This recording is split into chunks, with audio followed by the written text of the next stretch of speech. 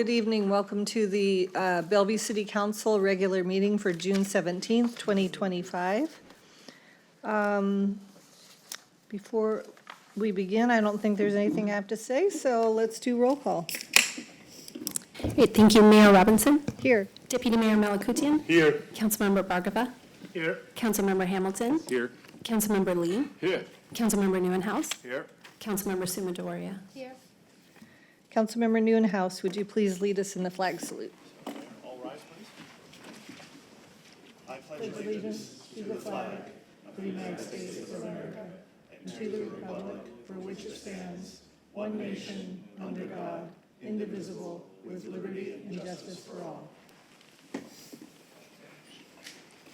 We have a proclamation tonight. It is the Juneteenth proclamation. Deputy Mayor Malakoutian will be reading it, and Lauren Chase, the Director of Equity and Belonging at the Eaton School, will be receiving it. If you'd like to come sit down, you may speak after we read the proclamation, and then we will do a picture together. Deputy Thank you, Mayor. Mayor.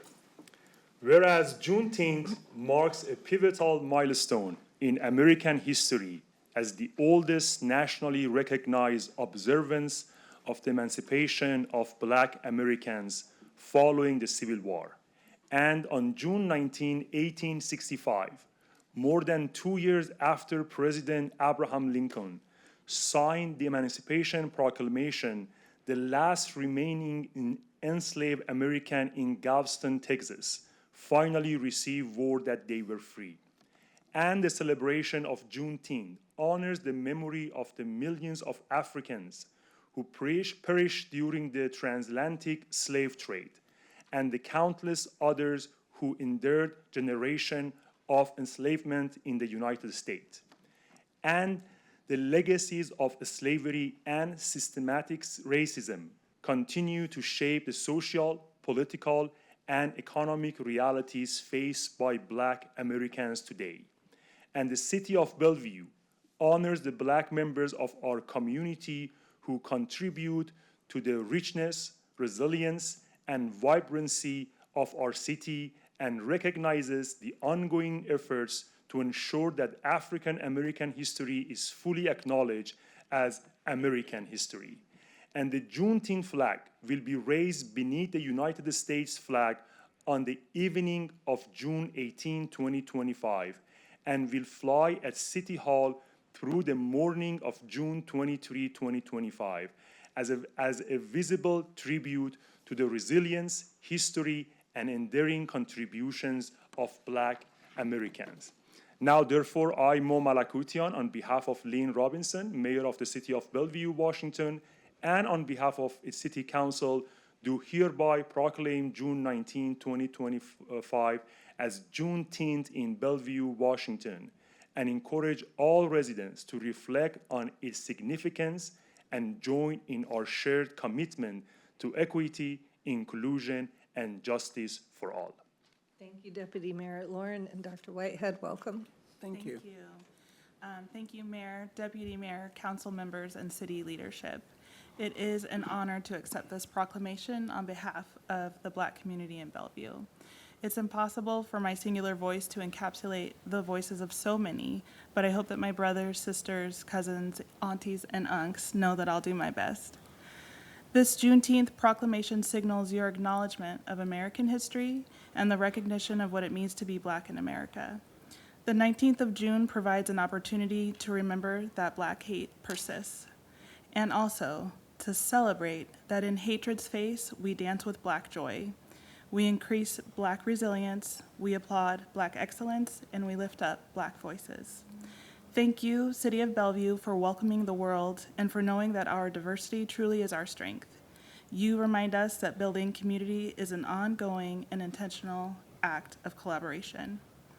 3 years ago, I hosted a small and sweet Juneteenth community celebration on the Eaton School campus. It's now a vibrant event that is co-hosted with the Little School and the Bellevue Diversity Advantage team. This growth is a testament to what's possible when we come together with shared purpose, open hearts, and a commitment to humanity. Thank you for recognizing this day and honoring the Black American experience. Thank you. Dr. Whitehead, did you want to say anything? Yes, just two things. I would first like to remind everyone of our second annual International Festival, which will be held August 2nd in Crossroads Park. So please save the date. And then I would like to close with a quote from Desmond Tutu. My humanity is bound up with yours, for we can only be human together. Thank you. Thank you. Let's do a picture.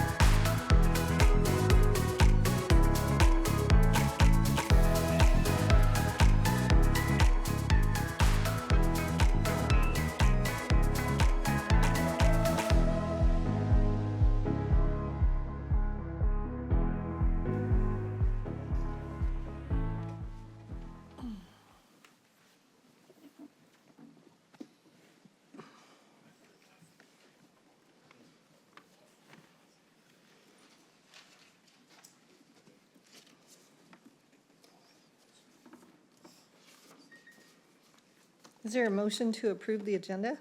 I move to approve the agenda. All those in favor say aye. Aye. Any opposed? Okay. We have oral communications next. City Clerk, do we have anyone signed up? Yes, thank you, Mayor. This evening, there are 14 pre-registered speakers. So before I start calling names, I'll go over a few of the rules that the council has in place. So the total time for oral communications is for a period of not more than 30 minutes, and all topics must relate to City of Bellevue government. People speaking to items on tonight's agenda will be called first, and then if time remains, people speaking to items not on tonight's agenda will be called. Speakers will be allowed to speak up to 3 minutes, and a maximum of 3 speakers are allowed to speak to any one side of a particular topic. And I also want to remind folks that in compliance with Washington state campaign laws regarding the use of public facilities during elections, no speaker may support or oppose a ballot measure or support or oppose a candidate for an election, which includes one's own campaign. Any speaker beginning to discuss these topics will be asked to stop. And with that, I'll call our first speaker on the list, who is Nick King.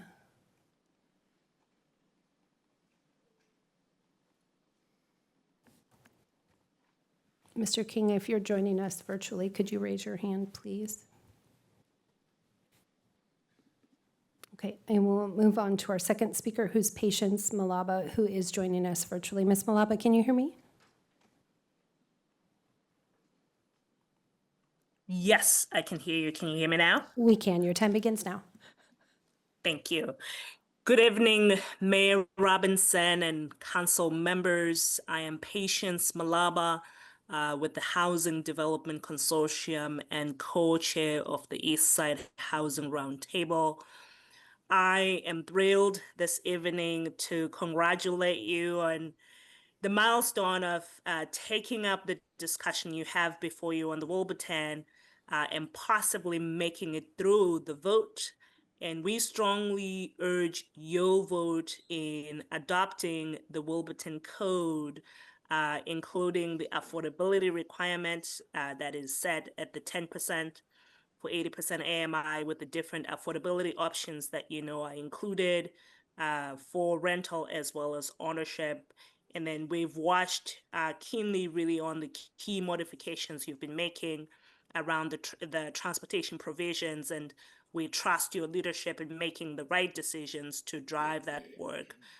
You all know that this has been a deep cross-sector collaboration, working alongside your staff, the Planning Commission, to lead us to this point. And we're truly impressed by the incredible progress that we on the precipice of celebrating today. We're particularly encouraged that a lot of the code work continues to advance the spirit of the grand bargain that we had as the East Side Housing Roundtable, and we urge you to really move forward in passing the code tonight. The fact is that we are in a deepening housing crisis in the state of Washington, and that is true in Bellevue. And you as a city has consistently shown bold, thoughtful leadership in facing this work head on. So I commend you as the council. I commend city staff, the planning commission. I commend our coalition partners and private sector stakeholders for their dedication and for really working with us in navigating all of these complex issues. The work that will shape the city of Bellevue's future is before you tonight, and we're counting on your leadership. We thank you for your leadership. This is a future where more people will have opportunity to live, work, and thrive in your city. So thank you for all you are doing. Thank you. Our next speaker is Jesse Clausen.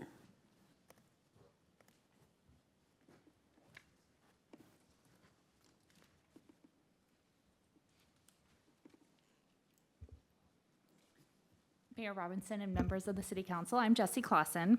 On behalf of the largest landowner and developer in Wilburton, as well as many developers very excited to realize the vision in Wilburton, we want to extend our sincere gratitude to city staff and the council for your thoughtful work and dedication in drafting and adopting the land use code tonight.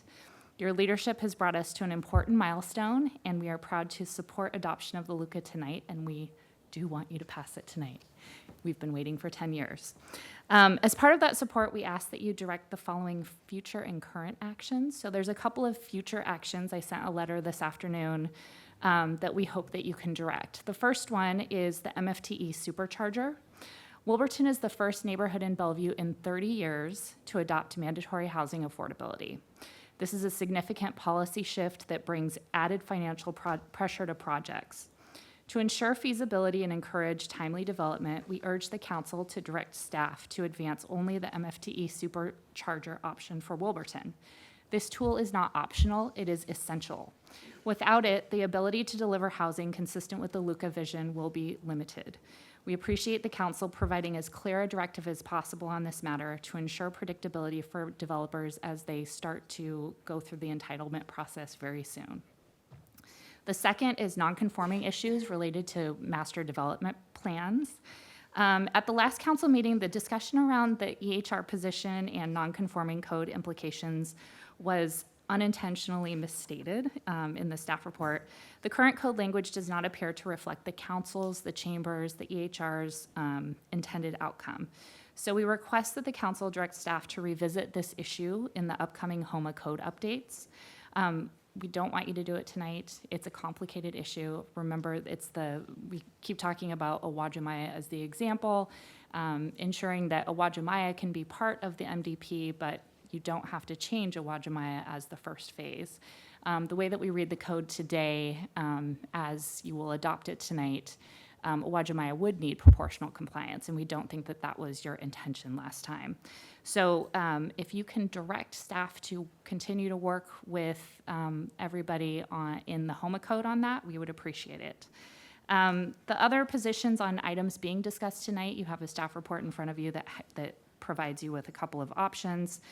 We do support option A for the fee in lieu vesting. It mirrors Seattle's approach. Seattle has not had a problem with creating affordable housing or collecting monies for affordable housing, and issued ADR permits do have a reset after 2 years, so we want to remind you of that.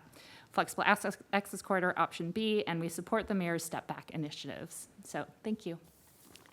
Thank you. Our next speaker is Lori Wilkie.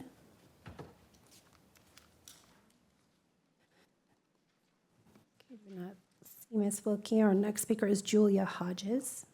Oh, I'm sorry, are you Lori Wilkie? Okay, please come forward. Thank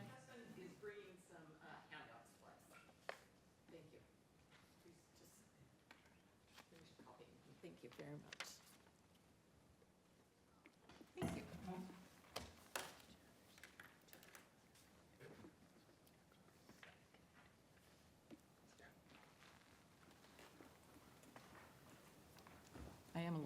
so I'm going to position myself here. I first of all wanted to thank you for taking this time to be very considerate of the different issues before us. And I am Lori Wilkie. I'm from the Rockwood Division neighborhood, here with a number of neighbors, including a couple of young family members that are a part of our neighborhood. One of the things that we were very happy about is the time that was considered last week as you evaluated and voted on different aspects of the policy. And one of the things I just wanted to start with, it was used last week, but I'd like to reiterate it, is that buildings are, what HB 1110 says, buildings that are compatible in scale form character of single-family houses. And we really appreciated that last week you made the votes that said, yes, roof height should be limited to the 30, 35 for regular buildings and 24 feet for cottages. That fits so much better within our existing neighborhoods. We also wanted to point out, and it's been a discussion over time, but the importance of tree canopy. And I want to tie that also to where the max density goes. We were frankly elated in our neighborhood with the preliminary vote that you needed to be a full, just quarter mile from transit rather than the half mile from transit. And that's why Gary passed out those pictures, is because we wanted to show an example of, that's just one intersection in our neighborhood, and the degree of mature, tall trees that surround these houses. They are some older houses that would be prime development candidates. And by keeping it at just a quarter of a mile, they're barely outside of that. And so they'll just have a max of 4. And I just look at those and think how many trees could be saved in that very limited area. And it's just the interior primarily of the neighborhood. So that is one of the things. I know it was kind of a closer vote, and it's something that those of us in the neighborhood would really appreciate being continued as a selection for your voting. We also wanted to bring up one additional issue, and that is the whole co-housing issue of 1998. And I know Mayor Robinson, you brought up the concept of needing to develop some kind of short-term rental rules. And one of the things that we are acknowledging is that the minute we put in 6-unit houses, we automatically are opening ourselves up to those areas to have co-housing.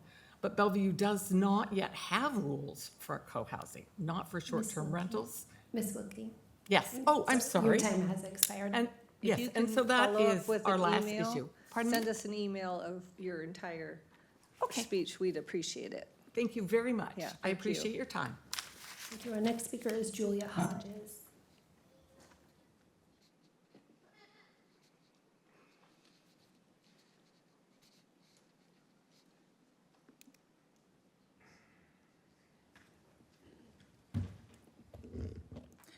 Good evening, council members and Madam Mayor. Thank you for this opportunity to speak with you this evening. I wanted to use my time to share with you my story and thoughts around the original proposed middle housing LUCA. Months ago, when I learned about the Planning Commission's intention to go above and beyond the middle housing state mandate, I was ecstatic. The original proposal was proactive and would have significantly increased development of middle housing and in turn make Bellevue more accessible for current and future residents.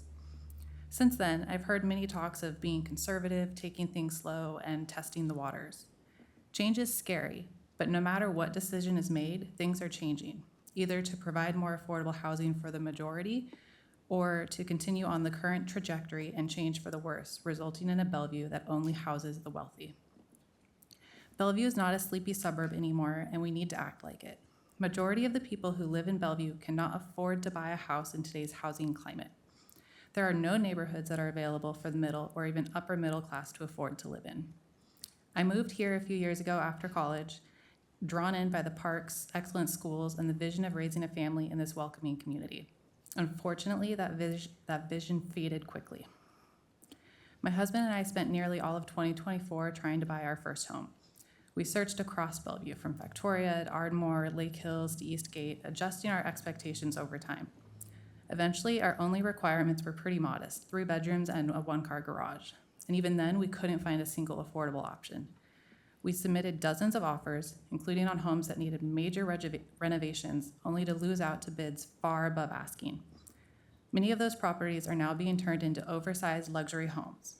We finally did find a home, unfortunately outside of Bellevue, in a city that already incentivizes middle housing projects. We need homes that families of 4 and larger families can afford, and we don't need more mansions. The Planning Commission's recommendations doesn't just allow middle housing, but it incentivizes it and encourages more housing to be created. The original proposed LUCA encourages developers and homeowners alike to build ADUs and small multifamily housings on lots that, without those incentives, would otherwise host another oversized home. Increasing housing supply in this way could make home ownership more attainable and help stabilize prices. I urge you to take the leap and think about the future of Bellevue.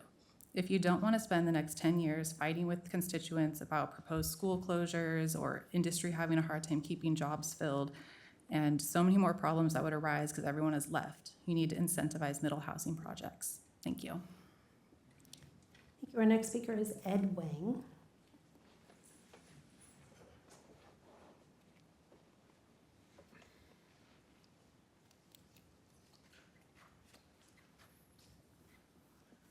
Good evening, Mayor and Council members. I want to talk about housing affordability.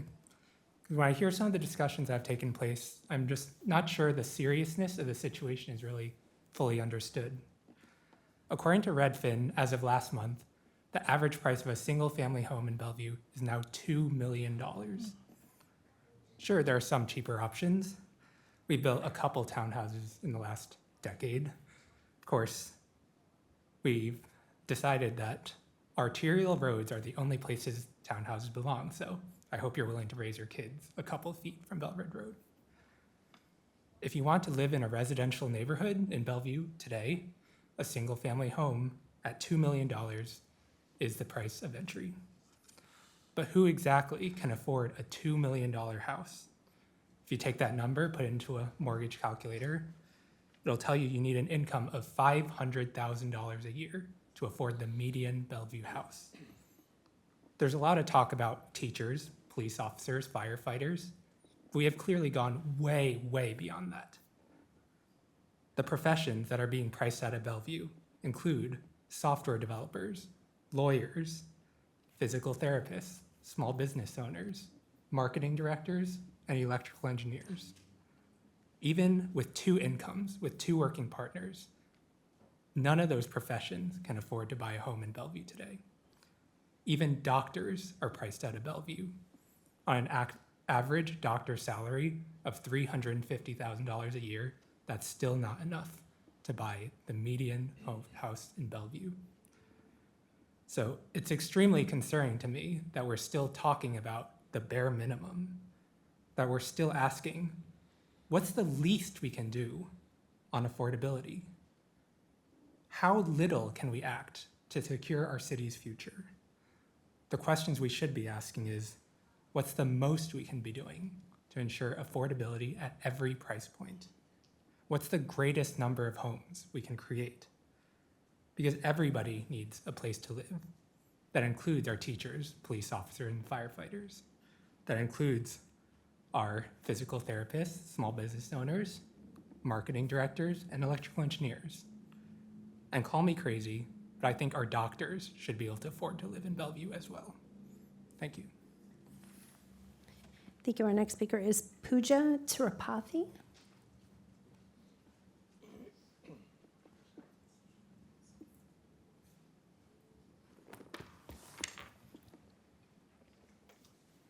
Good evening, respectful council members. My name is Pooja Tripathi. I have lived in Bellevue, Rockwood neighborhood since 2015, and I'm opposing middle housing in its current form. I work in technology industry, currently at Salesforce after moving through roles at Amazon, T-Mobile, and multiple other companies. My husband and I are raising our 2 young children here, along with my elderly in-laws, in a multi-generational home in Rockwood neighborhood. When we were house hunting, we considered Kirkland, we considered Seattle, but we chose Bellevue. not just for the schools, but for quiet streets, thoughtful zoning, and the kind of neighborhood where both toddlers and grandparents can thrive safely. A neighborhood is about affordability, I agree. It's also about identity, stability, and the daily rhythms of life. It's where children ride bikes, knock on a friend's door after dinner, and learn their independence block by block. It's where elderly parents walk safely and where neighbors look out for each other. These are not fringe benefits, they are foundational. Affordability is definitely a consideration. And 3 years ago, after the middle housing passed in Kirkland, when my in-laws moved in, we explored adding an ADU versus buying a home in Kirkland. We just could not afford in Kirkland, despite middle housing. They were matchbox homes. They had multiple stairs that my in-laws cannot climb. So yes, we support gentle density, like ADUs, especially on our own lot. But what's now being proposed up to 4-plex, 6-plex citywide is disconnected from the daily realities where we live. During the last big winter storm, I supported a family who had given birth to a newborn baby. Why? Because they had mother's milk. They had a small baby to take care of. Their utilities didn't support them. Our infrastructure isn't ready for it. It's already stretched thin. The traffic on 140th and 148th have also increased. I've already written you a letter with all the facts about Portland, Minneapolis, California, how this has not worked to be affordable at all. So yes, supply matters, but supply alone doesn't equal affordability. In tech also, we do MVP, minimum viable product. So why not start with 1/4 mile radius and then test it and then expand to half mile? I understand the urgency to increase housing production, but production alone is not the same as meeting housing need. If what's built is still out of reach for middle income families, we haven't solved the problem. We have just changed the skyline. Thank you.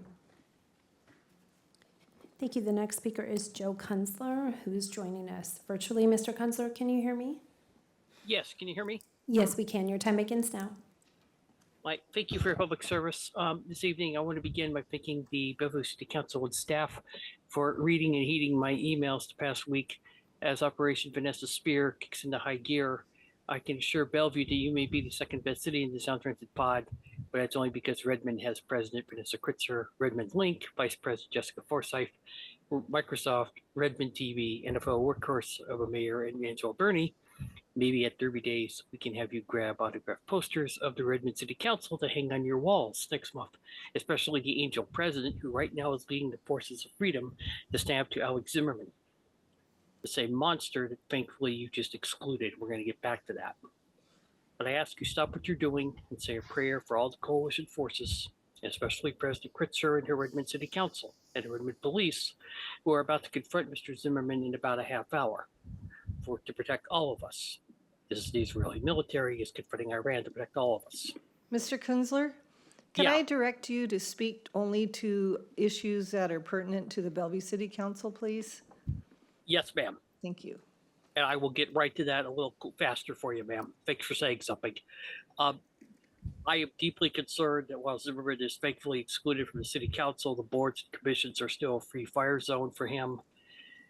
I think the city hall needs to pass the exclusion policy. I understand Seattle has one for their, I think it's called facilities.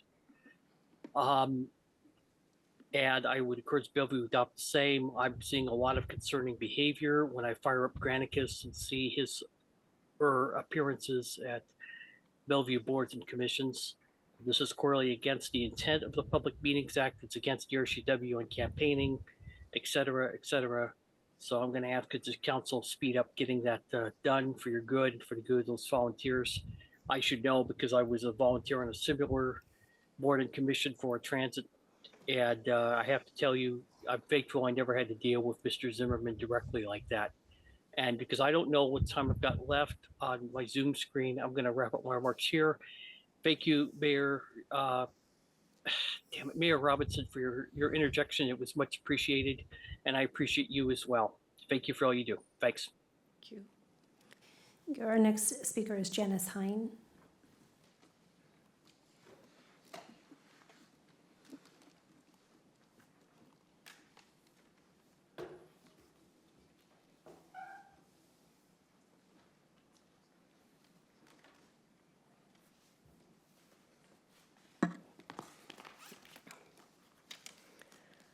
Good evening, ladies and gentlemen. My name is Janice Hine, and I'm from the Bridle Trails neighborhood of Bellevue. And knowing that Bellevue is a model city for the rest of our nation, and therefore needs to be aware of all national declarations, hence I am here to point out that June is no longer Pride Month, but instead Family Month. Therefore, our city may wish to replace the rainbow flags decorations with something more appropriate for this honorable institution, family.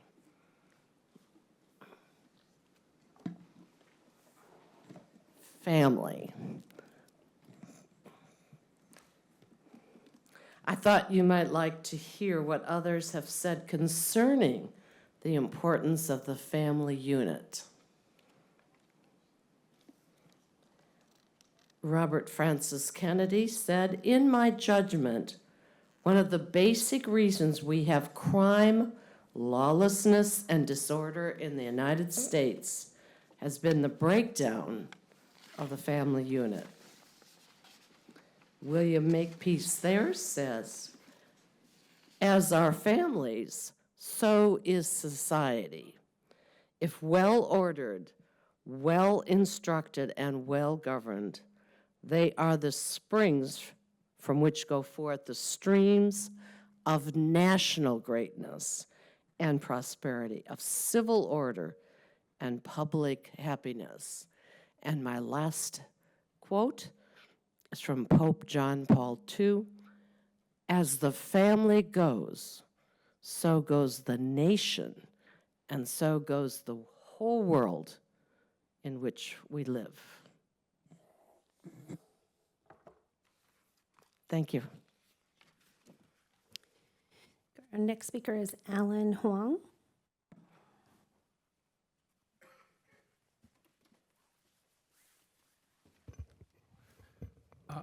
Hi, my name is Alan Huang. I last council meeting, I speak about Alexa Eastgate development to try to remove the electrical pole from the one side of the only electrical pole on one side of the property to the King County. And thanks, Mayor, for asking people follow up on me. And I just want to report it back to you that we had a meeting. I had a meeting with Ian and Mason, and we seem to all agree should remove it, but we need some take some leadership to make the property owner to do that. It seems like nobody want to take this leadership. They always say, "Oh, who the other person, other party should take the responsibility."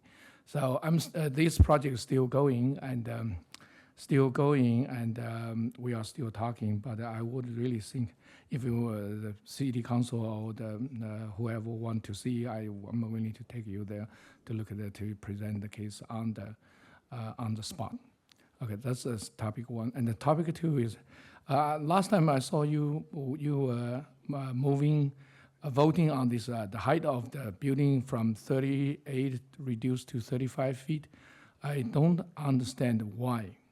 And recently, I worked at the new fire station in Bellevue library area, and I saw 2 rows of nicely built townhouse, and that like a 4-story.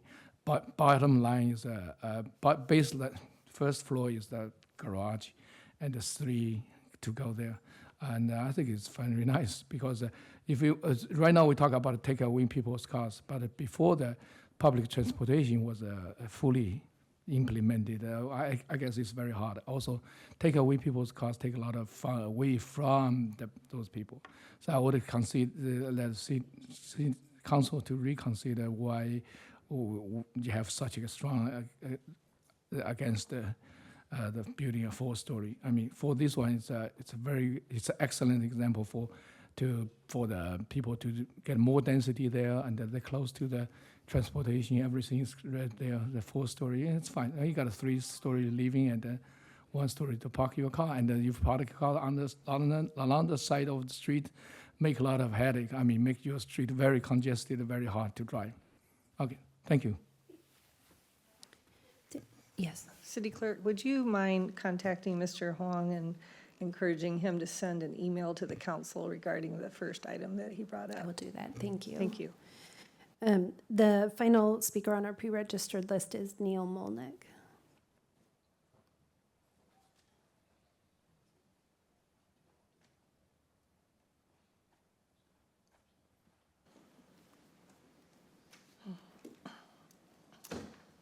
Good evening, Mayor, Deputy Mayor, council members. I'm here, I'm Neil Molnick here on behalf of the Wilburton Property Owners Group, and we specifically wanted to thank the Council, Planning Commission, and staff. We're excited tonight to be here, hopefully to see the land use code adopted for Wilburton. This has been quite the process to get here. You know, there's some benefit of how much the world has changed over the last 10 years that we've been working on this, and now we're kind of ready to meet the moment. Wilburton is a special, unique neighborhood with all of the infrastructure that's in place now, and we're ready to see it become a dense, transit-oriented neighborhood. Specifically, I really want to thank staff. This has been such a collaborative process. It hasn't always been easy, but we've gone through just a huge number of items, and the code that we've landed on is a lot different from where we started, and it's really incorporated a lot of feedback and really thoughtful conversation. Today, the initial work on the land use code hopefully ends, but there's still a big step next, making sure that the supercharger for the MFTE comes into place. We're in a deep housing crisis right now and a really hard development market, but we have an opportunity to try and accelerate through and see that vision come to fruition in Wilburton. So I just encourage you guys to direct staff to come back with that in the fall or sooner, hopefully. And just want to thank you again for all the hard work to get us to this point. Thank you. Thank you. So that does bring us to the 30-minute limit. There were 3 additional speakers signed up, so I would encourage you to email your comments to council@bellevue.gov. Mayor, I'll turn it back to you. Okay, thank you. I think we're at the consent, no. In the packet, there's a report from the Parks and Community Services Board. It's written only, and I encourage you all to read it, not for presentation or discussion. So the next thing is our consent calendar. Do I have a motion to approve the consent calendar? I move to approve the consent calendar. Second? All those in favor say aye. Aye. Aye. Any opposed? Okay, we have one study session item. City Manager, would you like to introduce this? Thank you, Mayor and council members. Tonight, we have Hillary Evans here from Kenyon Decent. She is here to present the required ethics training to the council. Last time that council had this training was in June 2017, so I would like to welcome Hillary to the table, hand it over to her, and this is informational for the council. And with that, I will give the mic over to Hillary. Welcome. It's wonderful to see you all. I have not used this technology here, so it's going to be a fun night. I'm going to do my best to make it work. As you know, I'm your ethics officer. I have been with you for about a year now, and we have some proposed changes to your ethics code coming up for consideration later on this year, but we thought it was a good time to give you essentially an ethics primer because it's been a minute since I think we've done that. Unlike every other thing you're going to do tonight, I encourage interruption. So please don't use Robert's rules with me. Interrupt, ask questions as we go. I'm going to have a hypothetical that I want participation in. Ignore the entire chambers behind me. This is me talking to you, training you, and I really want active participation because there's typically not a bright line rule when it comes to most of the ethics questions that we see on a regular basis. And you have been an active council.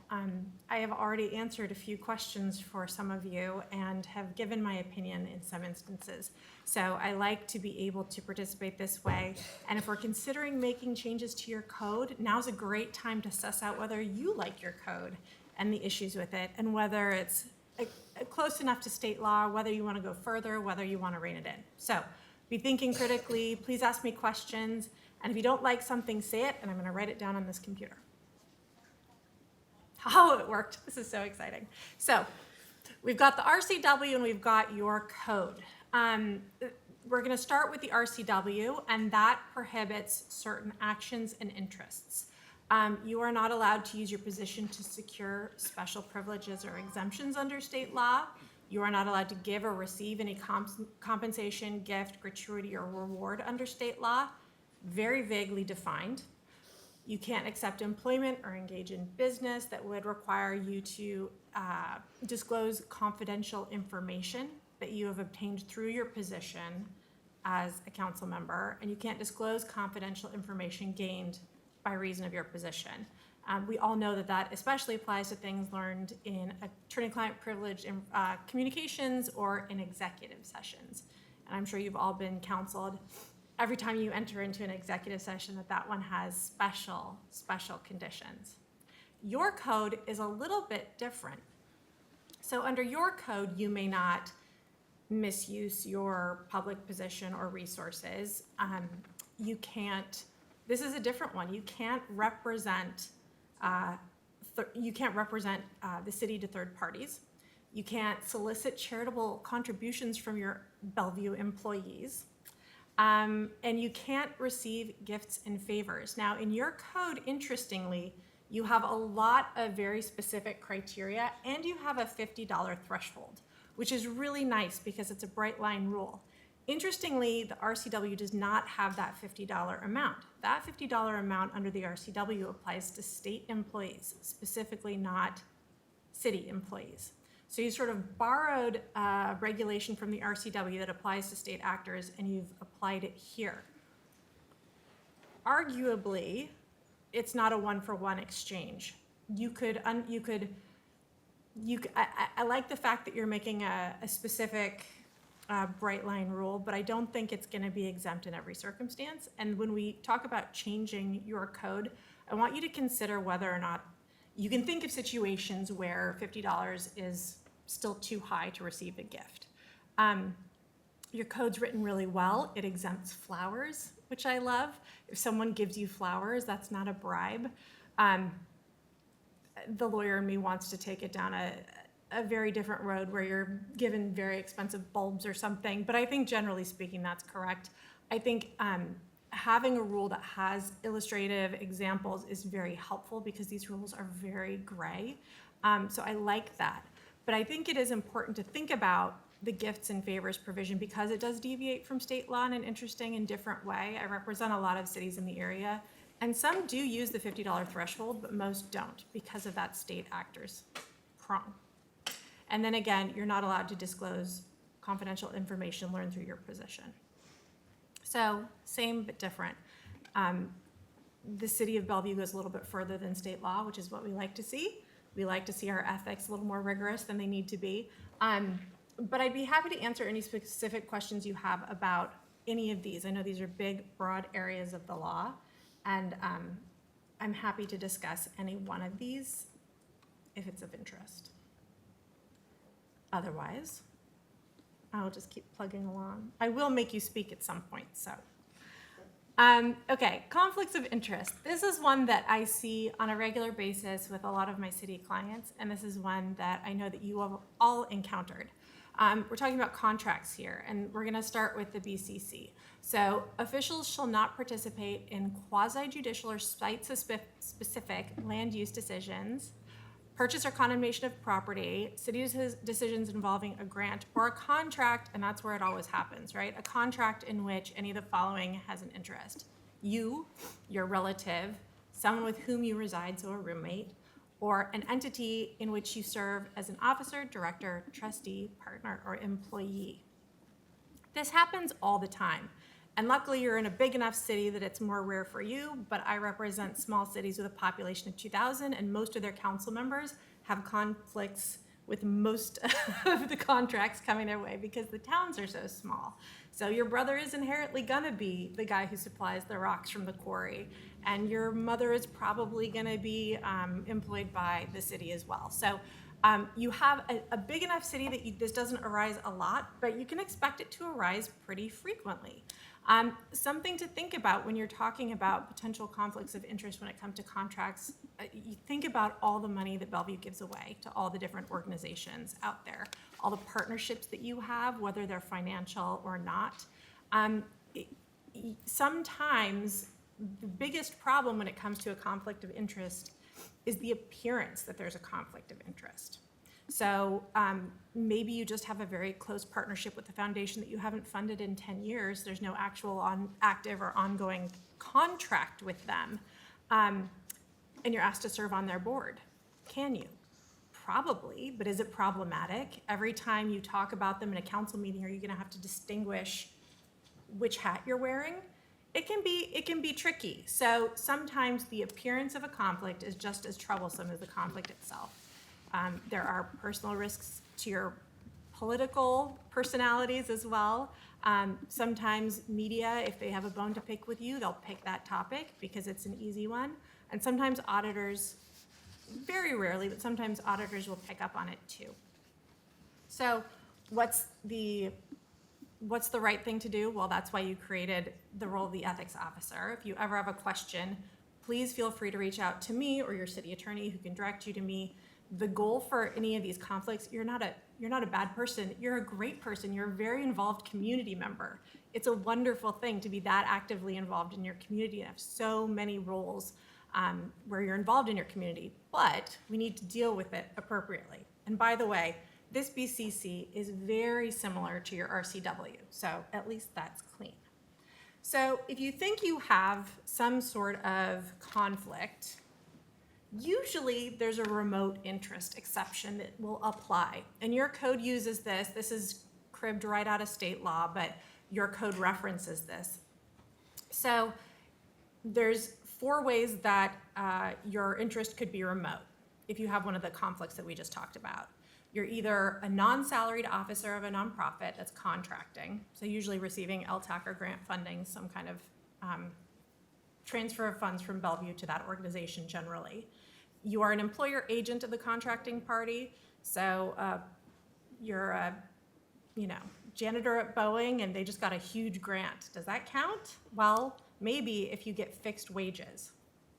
So you can, I think the state thinks, well, okay, if you're a real estate agent and you're about to sell a parcel to Bellevue, you're obviously financially incentivized in the wrong direction. So you need to have a fixed income if you're a full-time employee with a conflict. Landlord or tenant of a contracting party, or someone who holds less than 1% of the shares of a corporation that's a contracting party. I don't usually see 3 and 4. I see 1 and 2 on a monthly basis. It's incredibly common. And it's not the end of the world. So what do you do if you have a remote interest? Number 1, you disclose it to your governing body at a council meeting, out loud, on the record, before the contract is formed. It's very important. Number 2, we note it in the official minutes. Make sure we write that down for posterity. The governing body in good faith will approve or reject the contract without counting the vote of the officer with the remote interest. Sometimes you'll see people actually walk out of the room because of number 4. The officer with the remote interest is not allowed to influence or attempt to influence the decision. So it's not the most dramatic move you could make, but it's actually pretty useful visually. If you have a remote interest, you say it on the record, your clerk writes it down, and then you walk out. And then there's no way that you could be influencing that vote unless you do something on your way out that the cameras don't catch. But I think that's the smart move. People often ask me, do I have to leave? No, you don't have to leave. But I think visually it's a good signal that you really are removing yourself from the decision. I know that's a lot. Any questions? You guys, okay. This is where you deviate slightly from state law in the remote interest section. It's number 4. So instead of, well, this is where you incorporate the remote interest as number 4. So that last line, RCW 4223040, which is the remote interest exemption in the state law, will apply to conflicts or potential conflicts with respect to the remote interest in city decisions. That is such great language. What I might recommend the next time I'm here is that we move that out of number 4, because my question to you is, does that only apply to situations where you're serving as an officer, director, or trustee, and not the other ones that include a spouse or a relative or a roommate? I think for clarity, we pull that out to make sure that remote interests apply universally, and we can talk about that the next time I'm here. But something to mull over. I think the remote interest exception makes a lot of sense. It's very hard to abuse it, and it keeps things clean and separate while allowing participation. Do you need direction to do that? Nope, we are coming back with Okay. some red line suggestions for you. I'm working with your city attorney on that now.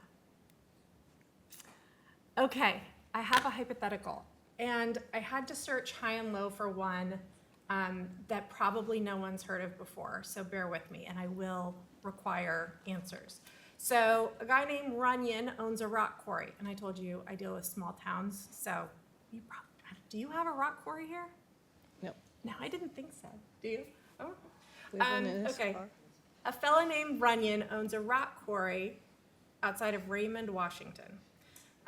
Then he was elected to city council. And this is a real case, so I'm going to tell you it was a commission form of government. Don't get sidetracked by that. But he was elected as the council member who is specifically in charge of public works because of his experience. 1 month after taking office, he becomes a little bit concerned about his potential conflict of interest because his quarry has supplied rocks to contractors that the city uses for public works projects. So he designates, as the commissioner, as the council member, he designates his city engineer to deal with all the contracts. Says, that's gonna alleviate the problem, I'm not even gonna look at them. He creates this total screen. Contacts the city attorney, who gives some amazing advice and says, we should look into this. Great. So they do, and time passes.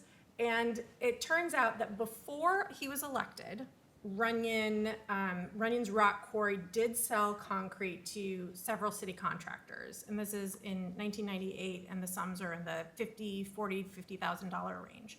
But it was a significant amount of rock. And he sold them to contractors who then supplied them to public works contracts before he was elected. After he was elected, he did the same thing. He sold about $24,000 worth of rock and gravel. And then after he took office, there were several change orders that were approved to the pre-existing contracts. So even though he tried to insulate himself, the court had some strong feelings about what he did. Do you think that that screen was sufficient to shield him from violating the law by using the city engineer to approve change orders? You shouldn't have voted on it. Shouldn't have voted on it. Do you think that having someone else manage it was probably sufficient? I thought it would be too. They did not. They took issue with that. And in fact, they said that contracts entered into before he took office were absolutely fine, except for the fact that there were change orders. And he continued to, talk about a remote interest, be very, very remotely involved because he wasn't even approving the change orders on the city side. But the court said, no, thank you. And what do you think about the contracts entered into after he took office? Yeah, highly problematic, even though there was that pass-through, because he didn't sell it directly to the city, right? Can't he just recuse himself when it comes to a vote? And he didn't.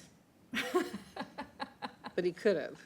But he could have and he should have, and that might have changed the mind of the court. I think they were mostly upset that he was thoughtful enough to talk to the city attorney, and he was thoughtful enough to create the system where the city engineer approved everything, but that he didn't take it a step further and actually look at the RCW. So I think it's an interesting case because it's that you can imagine if you worked in a much larger company where you don't know who your contractors are contracting with, it might be a very slippery slope for your rock to end up in city projects, right? Especially if there's several layers removed, that your profits are ending up in a city project. So I thought it was an interesting case. I'm only going to give you the one hypothetical because I know you have a full house. Okay.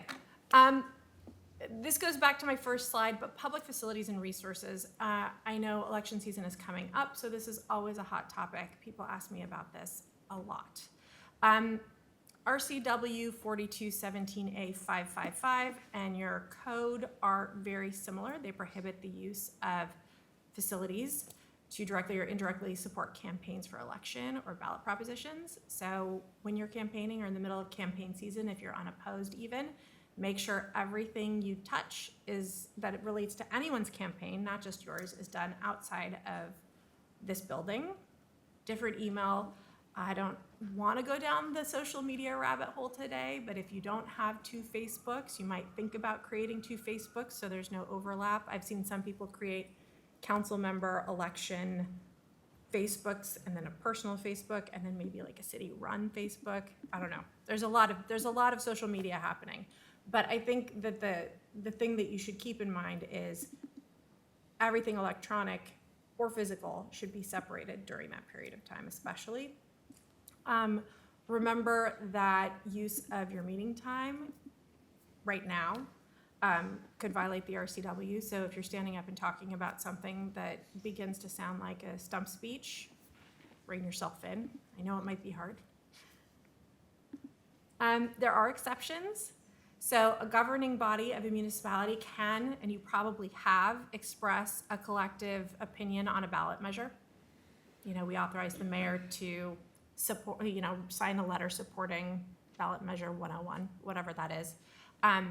You can make a statement to support or oppose a ballot measure, but you have to do so in your individual capacity and state out loud that you're not speaking on behalf of the council. This becomes tricky if you also represent or are affiliated with other organizations, so just remember which hat you're wearing and always say it out loud.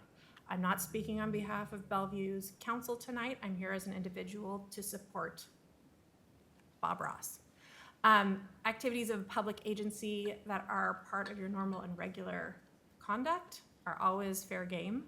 And you can not hold a forum, you can hold a forum for candidates as long as you're pro-con and you can refrain from expressing an opinion one way or the other. But I've seen that done before. If you're having a municipal judge election and you want to hold a forum, you can have them here and they can debate it just so long as you're not nodding your head to one, right? It's all pretty simple, and since you've all been placed on this dais, I'm fairly certain you already know this. Okay. Oh, wow. That was poorly done. My technology is mediocre, to say the least. Okay, pop quiz. What about campaign buttons and pins? Like, everybody's got it. Most gentlemen wear pins on their lapels these days. So, what do you think about campaign buttons or pins? Can you wear them? Can you wear them all the time? Not on the dais. Not at City Hall. Not at City Hall. You guys are right. You know the PDC interpretation that you shouldn't be wearing it during your normal work hours, which is now you're working at night. It's one of the fun parts of the job. Interestingly, I asked your city attorney, you can regulate this in City Hall if you wanted to adopt a policy that said that you were or weren't allowed to with constraints, which I thought was interesting given the First Amendment implications. But you don't have a policy, so I would stick with this. That's what that bullet point says. I won't force too much more participation. So are you guys restricted during election season and because you're elected? No, yes, you kind of are. We would never hamper, and I'm looking at your city attorney, anyone's First Amendment rights to speak your mind, but make sure you're doing it on your own time, with your own pens and pencils, your own poster board, your own knit hats, whatever it is you're going to talk about, make sure that it's all coming from you financially and emotionally. And make it clear who you're representing and that it's not the city of Bellevue. Okay, this is the fun part.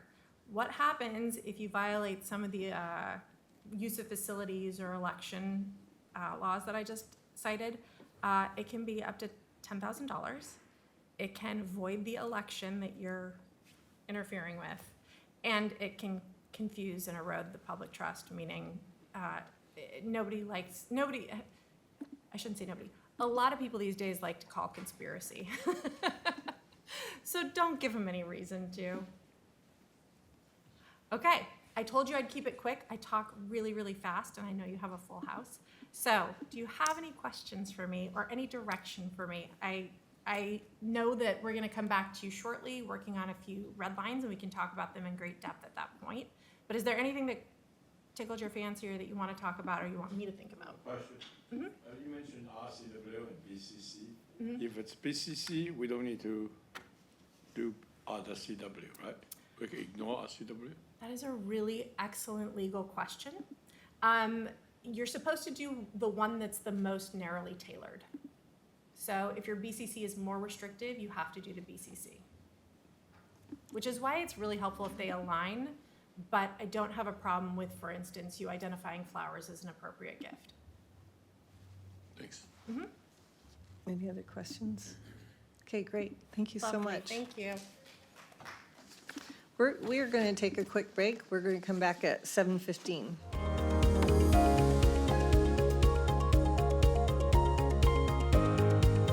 Okay, let's resume. Thank you. So we have, oh my goodness, I have so many papers on my desk here. Hold on, let me find myself. All right, we have a group of ordinances that we're going to go through tonight. 1, 2, 3, 4, I think. And so, City Manager, would you like to introduce this? Yes, thank you, Mayor and council members. You do have the Wilburton Land Use Code amendments in front of you today. That is the umbrella ordinance for consideration to adopt tonight. That's the land use code for the Wilburton Transit-Oriented Development. And then you have 3 supporting ordinances that implement components based on existing ordinances in place that then align with the umbrella ordinance. So council provided direction in May on multiple components of the Wilburton Land Use Code. And staff is here tonight to provide some information on several of those items that were requested, several topic areas, and then also set up 3 areas for council to consider amending the draft LUCA or the proposed LUCA that is in your packet tonight. That's the umbrella ordinance. So I want to recognize the complexity of the issues in front of you tonight and then the potential legislative process. We will assist as you need to try to make sure that everyone is following the process and and the staff will answer the questions to the best of their ability. Tonight, again, we have from Development Services, Director Rebecca Horner, and our Code and Policy Director, Nick Whipple, and from the Transportation Department, Deputy Director Mark Poe. And with that, I'm going to turn it over to Rebecca to kick off the presentation. Thank you, City Manager Carlson. Good evening, Mayor, Deputy Mayor, and members of Council. Rebecca Horner, Development Services. Glad to be here. As City Manager Carlson mentioned, we are here to help you work through the last details of this Land Use Code Amendment. We've got Nick and Mark here, and we have a brief presentation to set the stage for the discussion. But like I said, and we said, we're here to help answer questions and work through a very complicated, significant code. Great, and good evening, Mayor, Deputy Mayor, members of the council. As noted, we are seeking direction tonight, and the direction is to consider adopting the LUCA ordinance. That's Ordinance 6846. Following this action, there are 3 other ordinances that implement the LUCA. Those would be the rezone ordinance, and then we are creating new districts through that rezone, so we now want to introduce them into our noise control code so we can regulate noise in Wilburton, and then our sign code, so we have some rules that apply to signage. And if the LUCA ordinance is not adopted, just so you're aware, those other 3 would not be taken up tonight. And now my clicker, I'm having a hard time advancing here. Okay, we're going too fast now, sorry about that. Okay. All right. So for our agenda this evening, we wanted to recap our May 20th study session with you all where you had provided some direction on a number of topic areas. At that study session, you had also focused on a few areas that you had questions about and wanted some follow-up. So we've got those labeled under the discussion topics. And then there were 3 other items that council will need to provide some further direction on to incorporate into the final ordinance. So we'll get through those as well. And then lastly, we'll just touch on the Wilburton ordinances in more detail. Okay, So starting with the May 20th study session recap, so there was direction from council to eliminate the local street requirement. That also included the local street map that was provided in the land use code. With that direction, council did ask that we retain that cross-section as modified as an optional choice for developers. So that gets to the next bullet. The direction was to reduce the local street and the flexible access corridor widths. Council also directed staff to reduce the open space requirement from 10% to 7%. Do we want to wait until those are back up? I'm going to get our AT and BTV staff. We're having some technical difficulties. Complete apologies, Mr. Whipple. Let's hold off until we can see it. Sure. Let's take a 5-minute break here.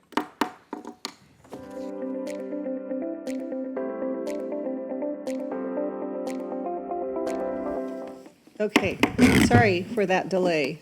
All right, we all have handouts here, and you're going to make sure we're on the same page as you. Yes. And so let's hand it over to you guys. Okay, great. And then we did get word that the presentation has at least been uploaded onto the council calendar. So if people in the audience would like to follow along, you can access a link on the council calendar. And so we left off at slide 4. We were doing a study session recap from when we were here on May 20th. The council provided direction to eliminate this local street requirement as well as the street grid, reduce the local street and flexible access corridor widths, reduce the open space size from 10% to 7%, align the master development plan phasing provisions with the downtown approach, and then include off-site affordable housing performance for commercial projects. So all of this direction has been incorporated into the base ordinance. And so that's what's being discussed tonight is Ordinance 6846. The council also requested information on a couple of topics, so those being the shared use paths, and then replacement of the local street map with an active transportation corridor. So we've got some information to report back on those 2 items. And then tonight we wanted to focus on the 3 topics that we are seeking council direction on. These items were discussed at May 20th, and you wanted to look at some options and understand some of the trade-offs with these options. So the first topic being the fee in lieu vesting. The second topic is flexible access standards. And then the final topic was an incentive for upper level building step backs. So we'll move on to slide 5, which is really just a transition slide, helping tee up those informational follow-ups for the council. No action needed on these items. This is the shared use path and the replacement of local streets map that we'll talk through. So with that, I'll pass it to Mark to talk about shared use paths. Thanks, Nick. Good evening, council. Slide 6, shared use path. Council direction from May 20th was to maintain the 14-foot width of the shared use path, but requested additional information regarding shared use path. Slide 7. So as a reminder, the shared use path was introduced back in 2024 into the LUCA as an additional option for defining block perimeters. It also was determined to be able to count towards open space requirements. Shared use paths intended to support walking, biking, scootering, other wheeled mobility. It does meet city, state, and national minimum standards, which vary between 14 and 16 feet for safety and functionality. And it does consider the modern wheeled speeds of e-bikes, e-scooters, the higher volumes of those types of uses in TOD areas such as Wilburton, and accommodates the two-way travel and need for maneuverability. Okay, so I think Slide now 8 we're now. on slide 8, and so I'll kick off this one. So this one is the topic around replacing the local street map.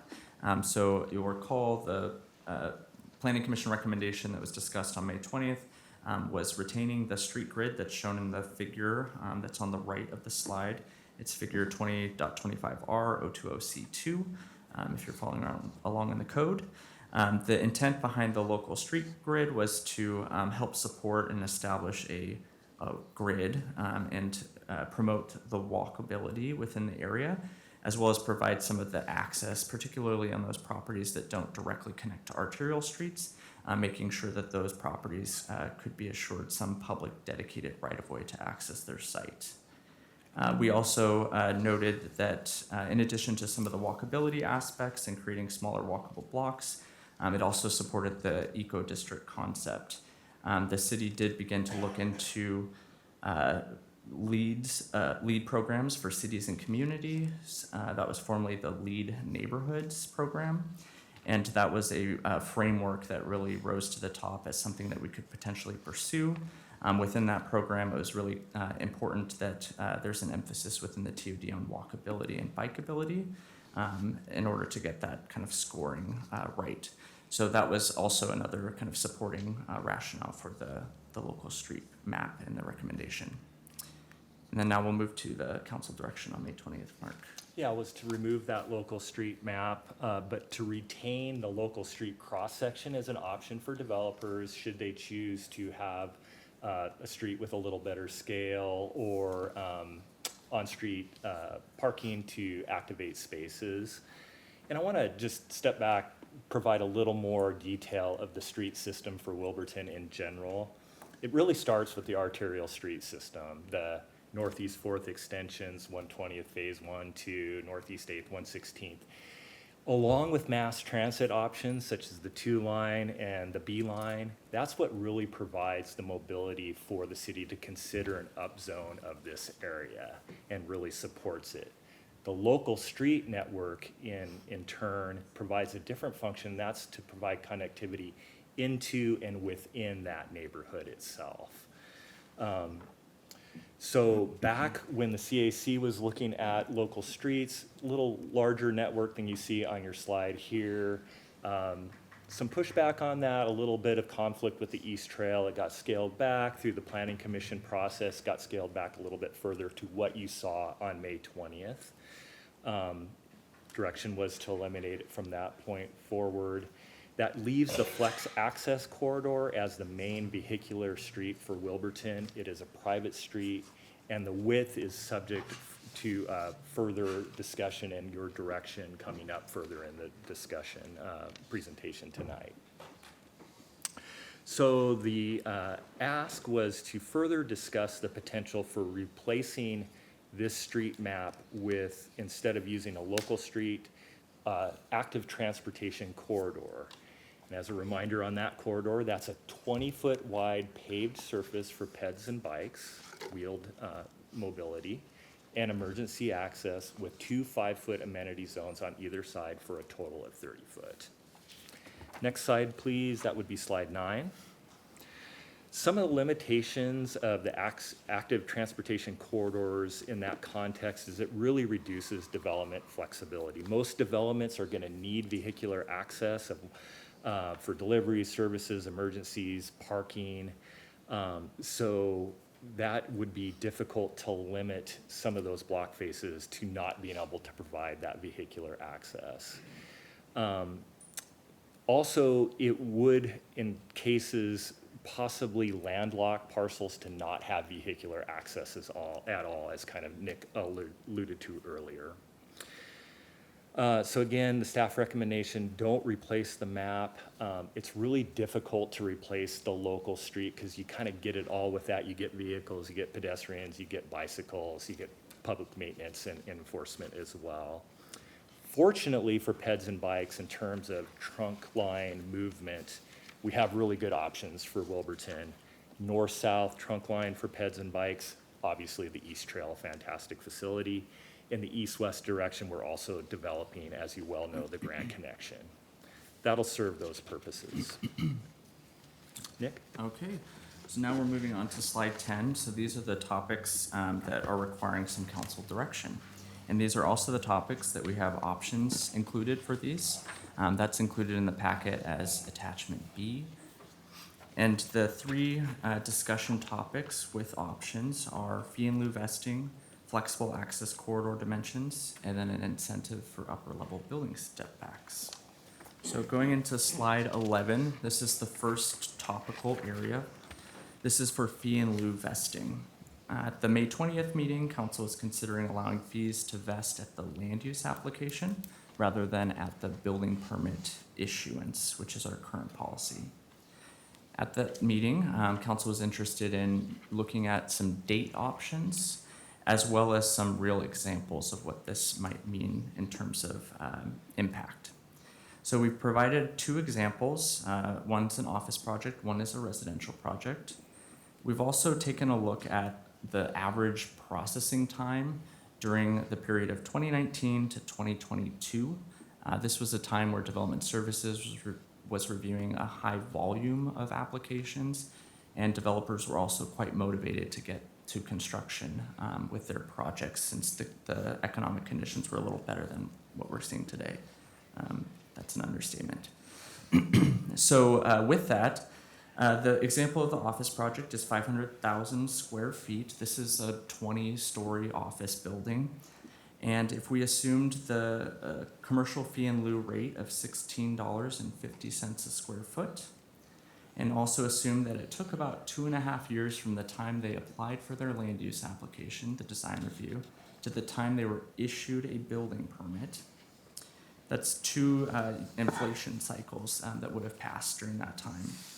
So on the slide, you could see the 2026 fee for the office project would have been $8.25 million is what the developer would have been assessed at. Under our current policy, we would not have assessed that fee until they were getting their building permit issued. So you can see the 2028 fee, if we did not calculate that until that 2-year mark towards the end of the process, the fee would be $8.75 million. So in this example, the developer would save $500,000, but that would be $500,000 less for the city to go spend on affordable housing. And then the residential project example is a 115,000 square foot building. That's 140 units. That's about a mid-rise building, so maybe a 6 or 7 story wood frame construction.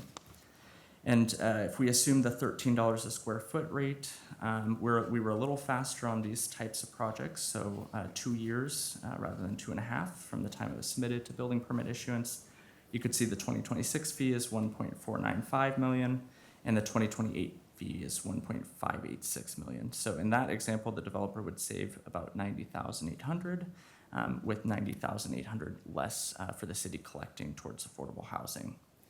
So the policy concern with the options here is around the vesting and how that undermines the fee escalation with inflation. And of course, during those period of time, construction costs are continuing to rise, labor costs, land costs. So putting ourselves at a bit of a disadvantage with the fee not being able to adjust per inflation. So moving on to slide 12, we do have a proposed alternative for consideration. That proposed alternative would move the point in time where we would calculate the fee to a little later in the process. So instead of vesting at the time a design review is applied for, this option would vest at the time that the design review decision is made. And so what we were seeing during that peak development time, about 15 to 18 months for us to get through a design review process and have an issued decision. So about 1.5 years, which would allow the city to adjust the fee at least once during that review process. And the fee would then vest and be valid for the life of that design review application. So there would be a 3-year clock on that fee. Developers or applicants can extend their design review application. That's a process we currently have. And so if they're hitting their 3-year mark and they haven't applied for a building permit, but they'd like to keep their design review option open, they can apply for an extension up to 2 years. And so this proposal, a feature of it would be that the fee would then be recalculated at the time that they're applying for that extension. So the fee is valid for 3 years after decision. If they want an extension, we'll recalculate the fee and then grant the extension with the new fee rate. And then that fee would be valid for the life of that extension, which is 2 years. The fee would still be collected at building permit issuance, which is similar to what the Eastside Housing Roundtable is requesting. So the financial impact of the two examples we just walked through, it would reduce the cost or the savings for the developer, but the cost that we are foregoing by half. So the funding impact for the office project would be reduced from $500,000 to now a shortfall of just $250,000 for the city. And then the residential would be reduced from $90,800 to $44,800. So for next slide 13, the options that we have available for council consideration, the roundtable request, which would vest the fee at the time of design review application, or the alternate option, which is option B, which would vest the fee at the design review decision, and that fee rate would be valid for that 3-year design review approval period. So moving into the next topical area, flexible access, I will have Mark take over. Thanks, Nick. Slide 14, please. So flexible access street, council direction from May 20th was to reduce the flexible access corridor from the Planning Commission's recommendation of 47 feet to 37 feet. That would be accomplished by reducing by eliminating one of the amenity zones on one side of the street and reducing the other one from 5 feet down to 4 feet, and also reducing the sidewalk width from 8 feet down to 6 feet. And council discussion was request additional analysis of those trade-offs. So your next slide, please, that would be slide 15. In terms of the amenity zones, NACTO, WashDOT, ASHTO all recognize amenity zones and the buffer that they provide as critical safety for pedestrians. Remember, with the flexible access street, there is no parking on the street, so you have this 20-foot wide street, 20 to 30 mile an hour traffic moving on it, and then you'll immediately come upon the sidewalk, whether 8 or 6 feet. So not any buffer between that sidewalk area and the roadway. In terms of Vision Zero, just as a reminder, Vision Zero is our effort here at the city to eliminate serious and fatal injury accidents by 2030. It requires that we prioritize our most vulnerable transportation users, our pedestrians and our bicyclists. And we often form teams to do roadway safety assessments. These teams consist of staff and members of our public to go out and look at various corridors to come up with ideas and identify concerns. A concern that's often identified is that lack of separation between the sidewalk and the roadway. Now we have a choice with Wilburton to choose to eliminate that as a concern if you do choose to keep the amenity zone on both sides of the street. In terms of the sidewalk, the 6-foot sidewalk widths are just simply below national and city standards for a TOD. They reduce pedestrian comfort, accessibility, and street vibrancy. There are some other perspectives here, obviously. So maybe perhaps from the developer perspective, a reduction in this cross-section definitely would gain more buildable space, produce lower costs. There are public costs as well, though, in terms of reduced safety, sustainability, and quality of pedestrian environment. Perhaps more effective alternatives could be to build over corridors. There is the option to go up 16 feet with the building, and then you can cantilever over the sidewalk for more buildable space, or maximize height opportunities or floor plate. And so with the next slide, slide 16, the flexible access options that are included in attachment B. I want to first note the baseline ordinance follows the direction from council from May 20th to reduce the corridor width to 37 feet. And as Mark noted, that's accomplished by reducing the amenity zone to 4 feet, eliminating it on one side, and then reducing the sidewalk width to 6 feet on both sides. So there are two options for consideration. If neither of these are selected, then the 37-foot width would still remain. So option A would be taking another look at the Planning Commission recommendation. So this one differs from the baseline ordinance by the amenity zones and the sidewalk width. So the amenity zones would be 5 feet rather than 4 feet, and it would be on both sides rather than one side. And then the sidewalk width would be 8 feet rather than 6 feet, and that's also on both sides. The alternative option, which was discussed momentarily during the May 20th study session, was looking at an alternate to the roundtable recommendation, and that was to include 2 amenity zones, keeping the 4-foot width that was requested by the roundtable, but adding that on both sides, and then also keeping the sidewalk width at 6 feet, which was also the roundtable recommendation or request. So slide 17, our last topical area. So this is the upper level step back. So the council direction at May 20th was to have staff explore an incentive for upper level building step backs. We wanted to also share some of the reasons why this is a worthwhile topic to take up. So it does have the ability to reduce some of the visual and physical impacts of tall buildings. It helps break down the scale, particularly within the scale of a building, particularly within that pedestrian realm. So it helps enhance the human-scaled streetscape. And then, of course, improves some of the light and air access at the ground level, which helps contribute to some of the comfort that a pedestrian might experience on the sidewalk. So going to slide 18, this is the option that staff has developed for consideration. So the recommendation would be to include it as an amenity incentive option, so adding it to the menu of options that developers can choose. And the incentive structure would award bonus points, so square footage, for every 5 feet of upper level building step back provided. That step back would have to be between 25 feet and 55 feet, so that's within the podium or the base of the building. And that is comparable what we expect in upper level step backs in downtown, as well as you put it in the base of the building. And then the maximum step back depth that would be eligible for bonus points is 20 feet. And that also is the largest step back requirement that we have in the city. And that's along parts of downtown Main Street. This would be an incentive that's available along any required access corridor or any existing street. And so what this would mean in terms of impact, if a developer was choosing to incorporate an upper level building step back along an entire facade, they would be able to gain 2,000 square feet of building area, so some additional floor area. And if they did it along, of course, 2 facades, then that's 4,000 square feet, and they could put it on all facades if they decided that was workable for their project.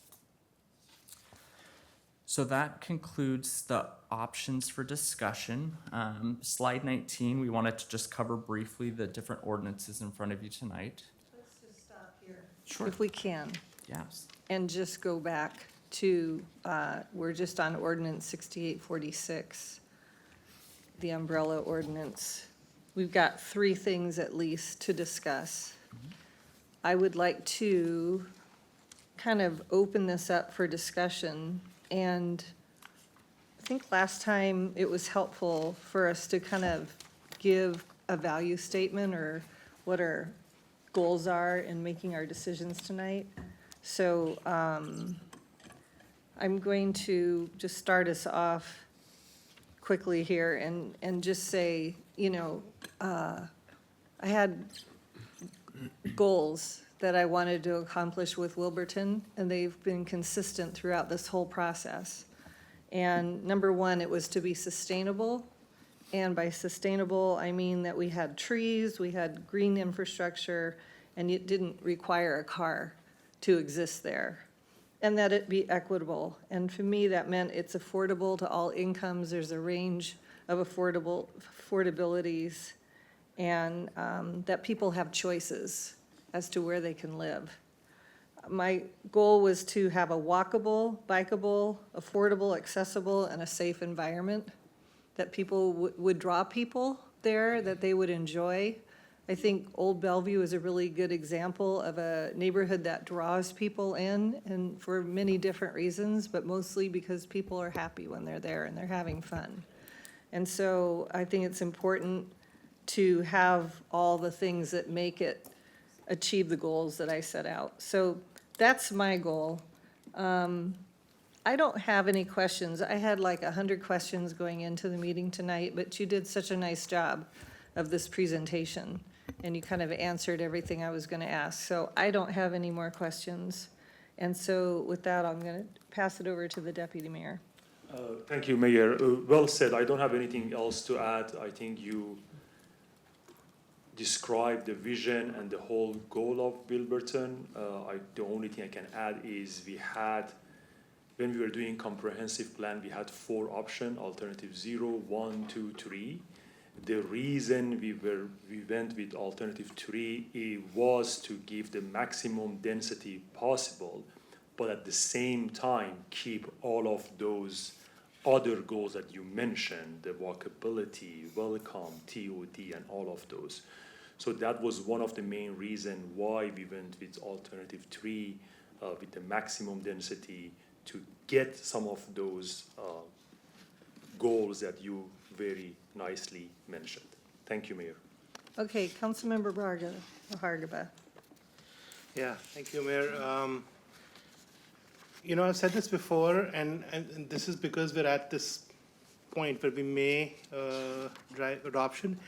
I want to start by making sure that I say it again a couple times, a couple things. I want to start by sincere gratitude to the city staff. This has been a very long journey, and it's been an incredible effort. So thank you. I also don't want to be remiss by not mentioning the great work by my former colleagues in the Planning Commission. There was a lot of work done. And really, really important in helping to shape what is, I think, thoughtful policy that is based on broad community input. And there is also a lot of community input that's gone into this from a very broad set of stakeholders. So it's really phenomenal. I also think the adoption of mandatory affordable housing represents a meaningful step towards ensuring our city remains a place where a lot more people can live, work, and thrive together. So I think that is a huge step in the proposal that's in front of us and the policy framework. So that, I think, I want to acknowledge again.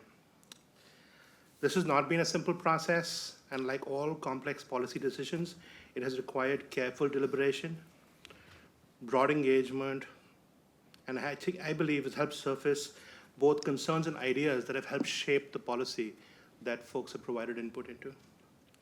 In terms of my goals and value statement here is really to foster a balanced, inclusive community that is transit-oriented development, that fosters transit-oriented development, maximizes density, creates multimodal connectivity, enables housing choice, and promotes affordability.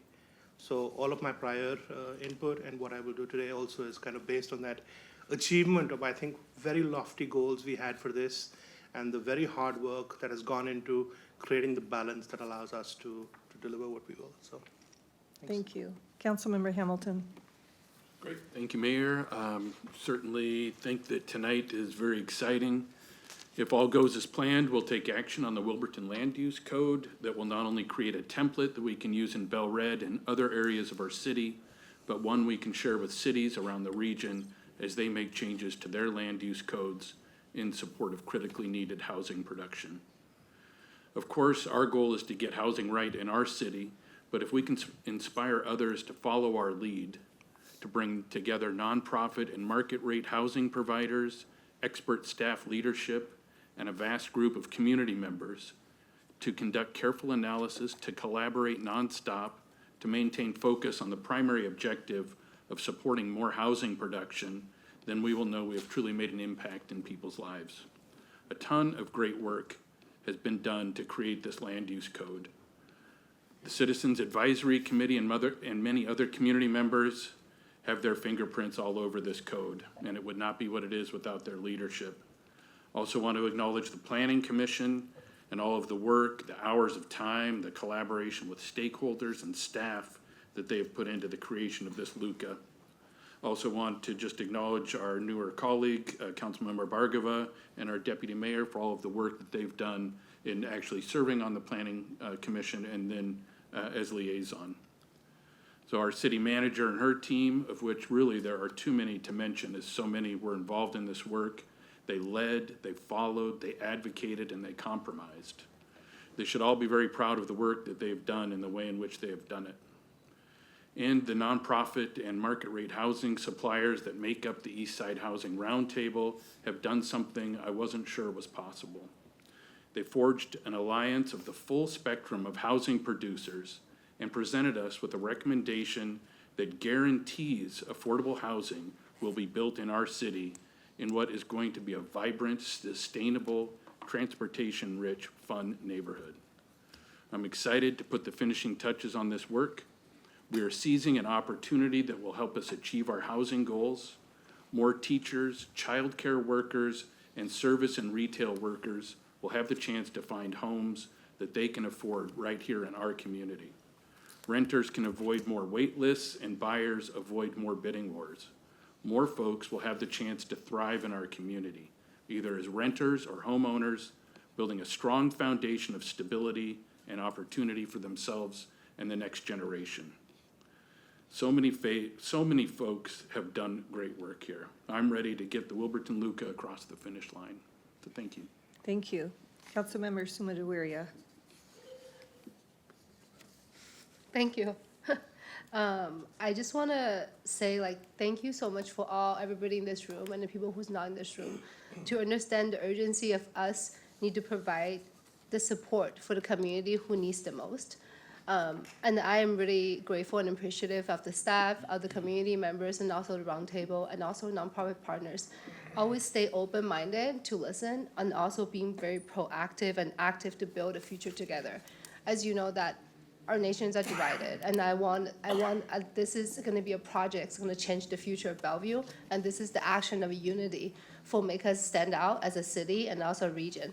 So I don't have any questions. I just pure love for all y'all, and then I'm just really appreciative that we are coming this together. I am really looking forward to make decision and hoping to move this forward. Thank you. Thank you. Councilmember Nieuwenhuis. Thank you, Mayor. Should I wait for a question about something very specific to one of the three items when we get to that section? Or Well, I think that unless it's outside of the three items, when we make the motion for each item, we'll have a chance to ask you a I'll question wait about then. that Okay. item. Thank you. Yeah, my colleagues have said it best already, so +1 to everything that's been said already. But I do want to say thank you so much to staff as well, Rebecca, Nick, Mark, thank you so much, and the city manager's office, and the great collaboration with the roundtable, the business community developers, the community, just in general, to get so involved. And I always feel like when you have all those parties involved, coming together, even those differing opinions, that usually we get to a good place. And I think we're very close to that tonight, and certainly want to get this over the finish line tonight. It's been 10 years, which is longer than I've sat on this seat up here on the dais, and quite a bit longer than my colleague, Councilmember Lee here. So this is we have to get this done tonight, I believe, and we're very close. There's a couple of interesting topics still to agree on, but the fact that we're at this point is an accomplishment, and just want to acknowledge all the great work that have led up to this so far. And I want to get to the designing stage. I want to start developing. I want to see this community and this neighborhood, this very special place within Bellevue, just thrive like I know it will. So, thank you. Thank you. Councilmember Lee. Thank you, Madam Mayor. This is really exciting. This is indeed a special place. Appreciate Councilmember Neal has mentioned how long I've been waiting for this. Wilburton used to be an auto road. That's it, right? I mean, when you think about that, what's the big deal, right? Just one road, an automobile dealership, and nothing there. The challenge is that it cuts off the downtown Bellevue, which is the business center, the goose that lays the golden egg, to the rest of the city, to the east side. So we put in with a vision Bellevue corridor. But still, the two sides need to be connected. And the city has been working for a long time, since I came on the council. We've been building bridges, overpasses. So we make efforts to do it. But we haven't done it, quite right. So we still not connected. But now, I think we are finally making Wilburton a place that we are going to be growing, emerging to a place that connects Bellevue from the east side to the west side of 405. That would be amazing achievement that we've done. Finally, it's happening. And because of that, there's no residential units there. Nobody lived there. But now we are creating a place where people can live there. People can do business there. People can have small businesses and other businesses. And then we have commercial spaces there. And also the excitement is it connects one side to the big downtown and the other side for the Bellevue corridor that connects all the way, to Redmond. And along that, we have all the future companies and technology companies and all the businesses and additional residents and commercial spaces that we all envision to do. So I think this is really the key. I don't know what I should say with that, key to the kingdom of heaven. Maybe it's too exaggerated. We have people who have managed the city, people who have led the city, that have come and gone. They have, when they want to figure out how to develop Wilburton area. At one time, we're thinking we should put a stadium over there because it's a location. It's transportation accessibility. Somebody mentioned the first planning director we have. I forgot his name, it just escaped my mind. It's envisioning that the center we have now, 405 interchange, it's really the multimodal center, the transportation center, mobility center for the whole region. You can just do the roundabout and you're out. You don't have to go through streets and others. So this is indeed, I think a connection, a transitional, I think Councilmember Bagava said. And so I think we are talking about things that we still don't know yet what we're going to be doing. But the vision, the dream, the potential, it's all there. So I think we need to be flexible. We need to have the vision, but vision has to be flexible. You don't know what potential, how much more, how much bigger we can get it, or how much limited we have to grow. It took us, again, 50, 60 years to realize this.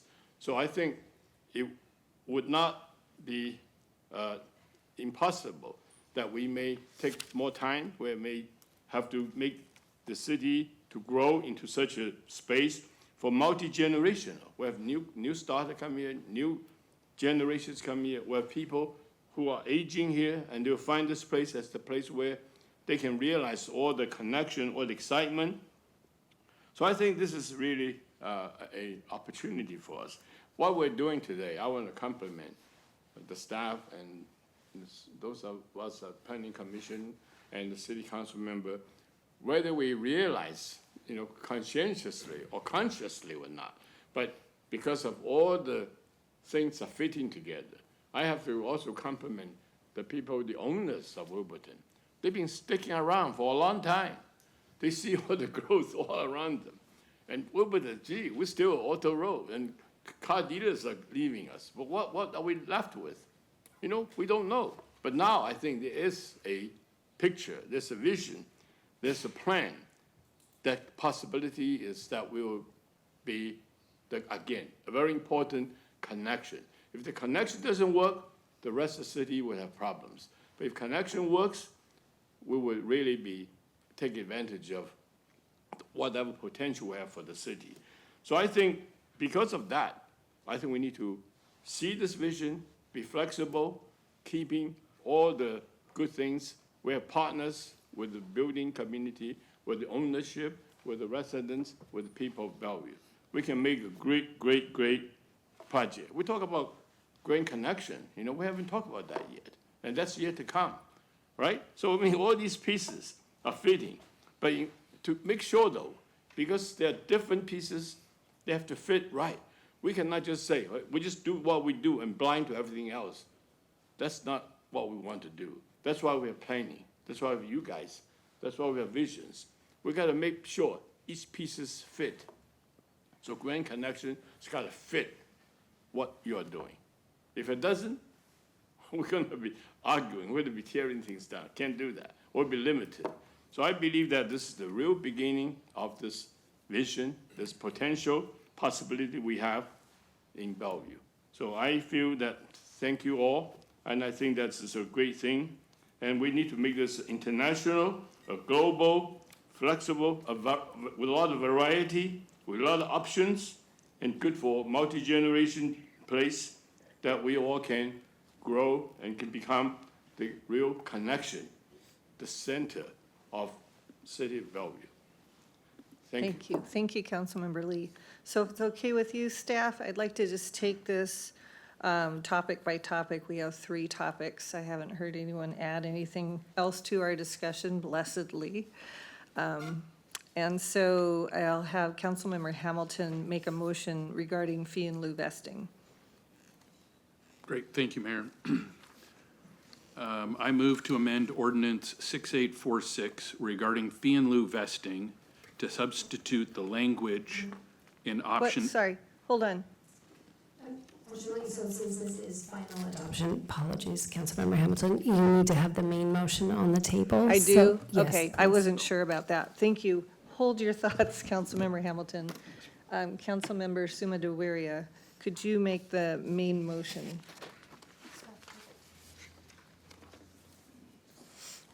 I move to adopt ordinance 6846 relating to development in the Wimbledon transit-oriented development area within the Wimbledon Northeast 8th Street sub-area, amending chapters 20.10 and 2020 of the Land Use Code, amending chapter 2025, look to include a new part 20.25R governing mixed-use land use districts, providing support for the development of life science uses, providing for severability, and establishing an effective date. All right, great. So now we're going to go back to the 3 topics, and we're in the middle. I'm going to have Councilmember Hamilton start the first motion again Okay, for great. fee in lieu. Okay. Thank you, Mayor. I move to amend ordinance 6846 regarding fee in lieu vesting to substitute the language in option A for the corresponding provisions in the ordinance as identified in the topic areas outlined in attachment B to the agenda memo. Okay, let's open it up for questions and comments. Councilmember Hamilton, would you like to start us off?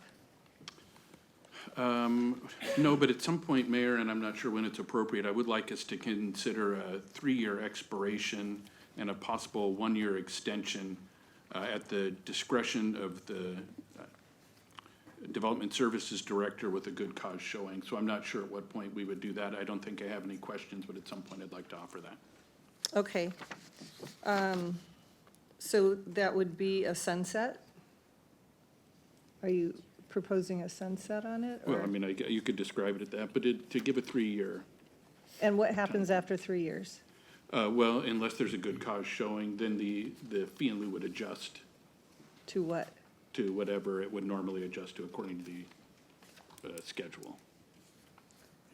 Okay, I'm not sure I understand what that would be particularly, but,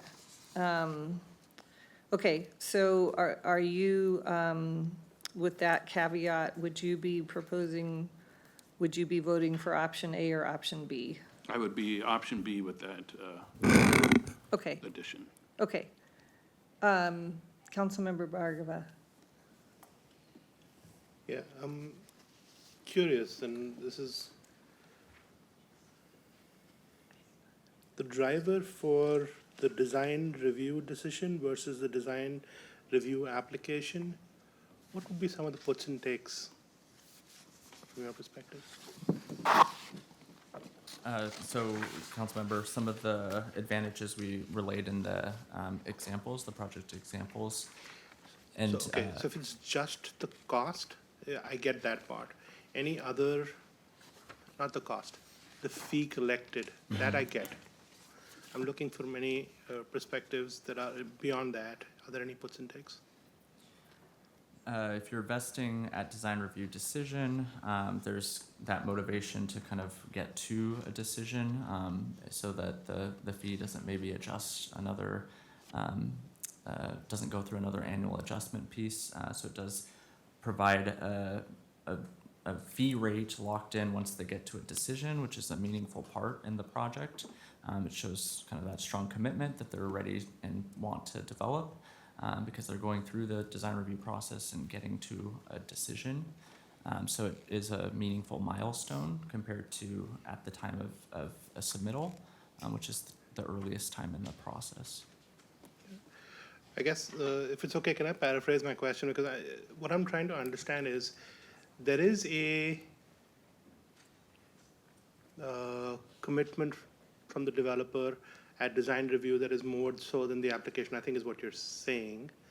And you're also saying that there is a loss of potential fee in lieu if you go further into the process, application versus design review versus permit, and it stays in the range of between 3 and 5% of the total fee in lieu based on the numbers you had presented on the slide on a per project basis. I also wonder if there is a element of, like, where I'm coming from is we want to maximize the opportunity for development in Wilburton. Housing supply needs to be sort of maximized. And I wonder if there are any sort of development risks that at application versus at permit come into play for some developers. It's hard to say, I know it's. Yeah, do you have anything you can respond to on that? Could you maybe restate the question, Councilmember Ortega? I'm thinking that there are difficult development climate right now. I want to maximize the opportunity for housing development. Would creating the fee at application versus fee at permit or fee at design review potentially create, and maybe you don't have to answer this, this is maybe a thought process for me, is that at that point, maybe we create more predictability in actually the cost of the development upfront versus 2 years or 3 years into the process, which then at that point, you've gone through a process, but you're not quite sure you're going to pencil the project if there's an increase in fee over 3 years or increase in cost over 3 years.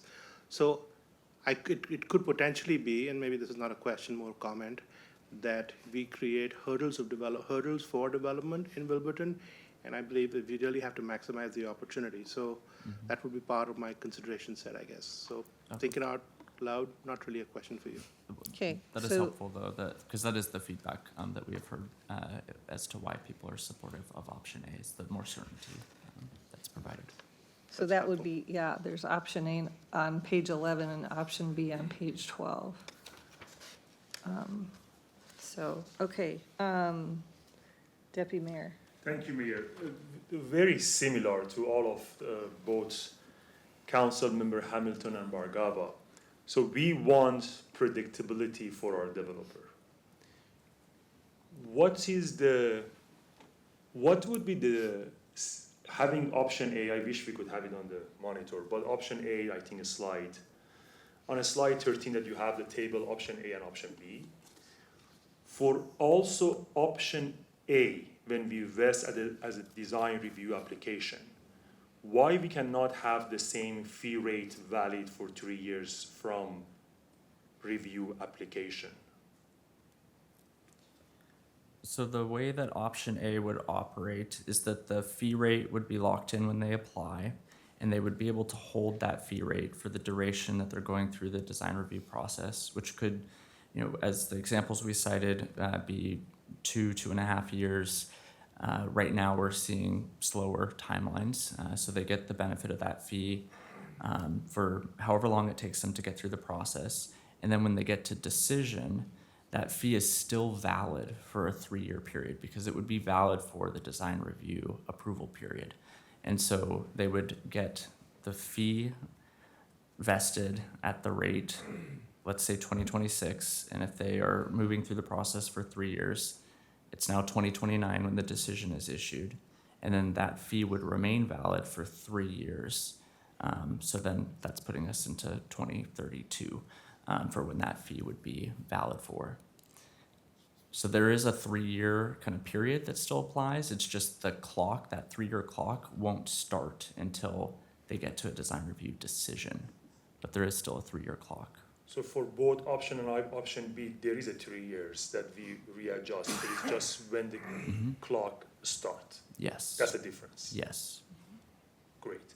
And you said on average from review application to review decision is how long? The examples that we were pulling, it was between 15 and 18 months from the time they submitted a design review application before the decision was issued. And I think the risk that both council members prior me mentioned is going to be the lack of predictability for our developer, that 18 months. Great. Mayor, I don't have any more questions. Thank you so much. Okay, yes. Question. Can you wait for your turn, or is it to do with what he? I know, is it to do with what Deputy Mayor just talked about? Okay. My hand raised, but Okay. nobody was looking at me. Can I ask a question? Option A, roundtable, okay, the one that vests at design review application. You mentioned the fee rate will be established at the design review decision, right? So you are not going to have a rate established at the application. You don't know that. You only know after the decision. Is that right? I'm trying to say is that if the rate can be established, you can establish a 3-year period as well. So what's make it so sacred about the 3-year application, 3-year period? When is application, when is decision? Can't you have 3 years, even with the application process? It depends when, they're determining when the clock starts. Councilmember Lee, that was I believe we had seen an email noting that could be added in as language.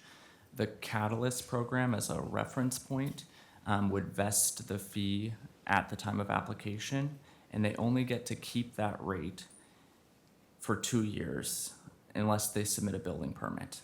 And then if they get their building permit in within 2 years, they get to keep the rate from the time that they first applied. That's how the Catalyst program operates. The request from the roundtable was to vest a design review application. They didn't have kind of a clock.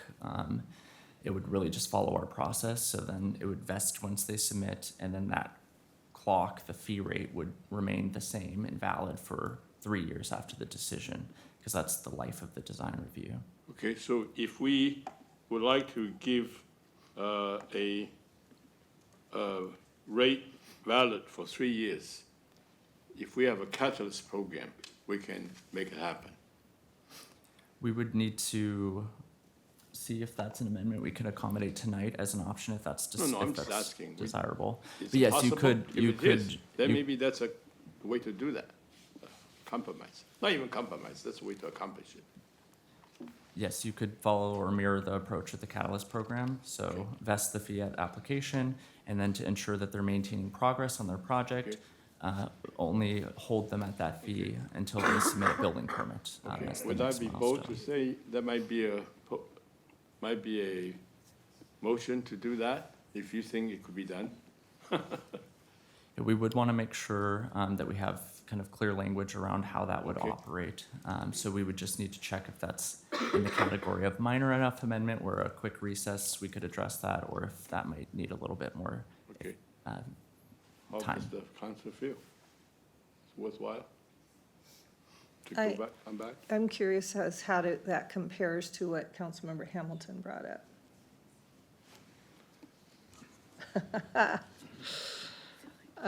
Let's keep going around the table here. Can we wait for his answer? Oh, sorry. Can you answer yes or no? That is an amendment to one of the options that we have on the table, but We would need to check whether or not that's something that we could do a quick recess so we can get the language right. Okay. Since it's on for action, we do need to make sure we have that language available for anyone, so they understand what the rule Okay. council is setting would be. Okay, so this has to be done at a different time. People have adequate time to talk about it.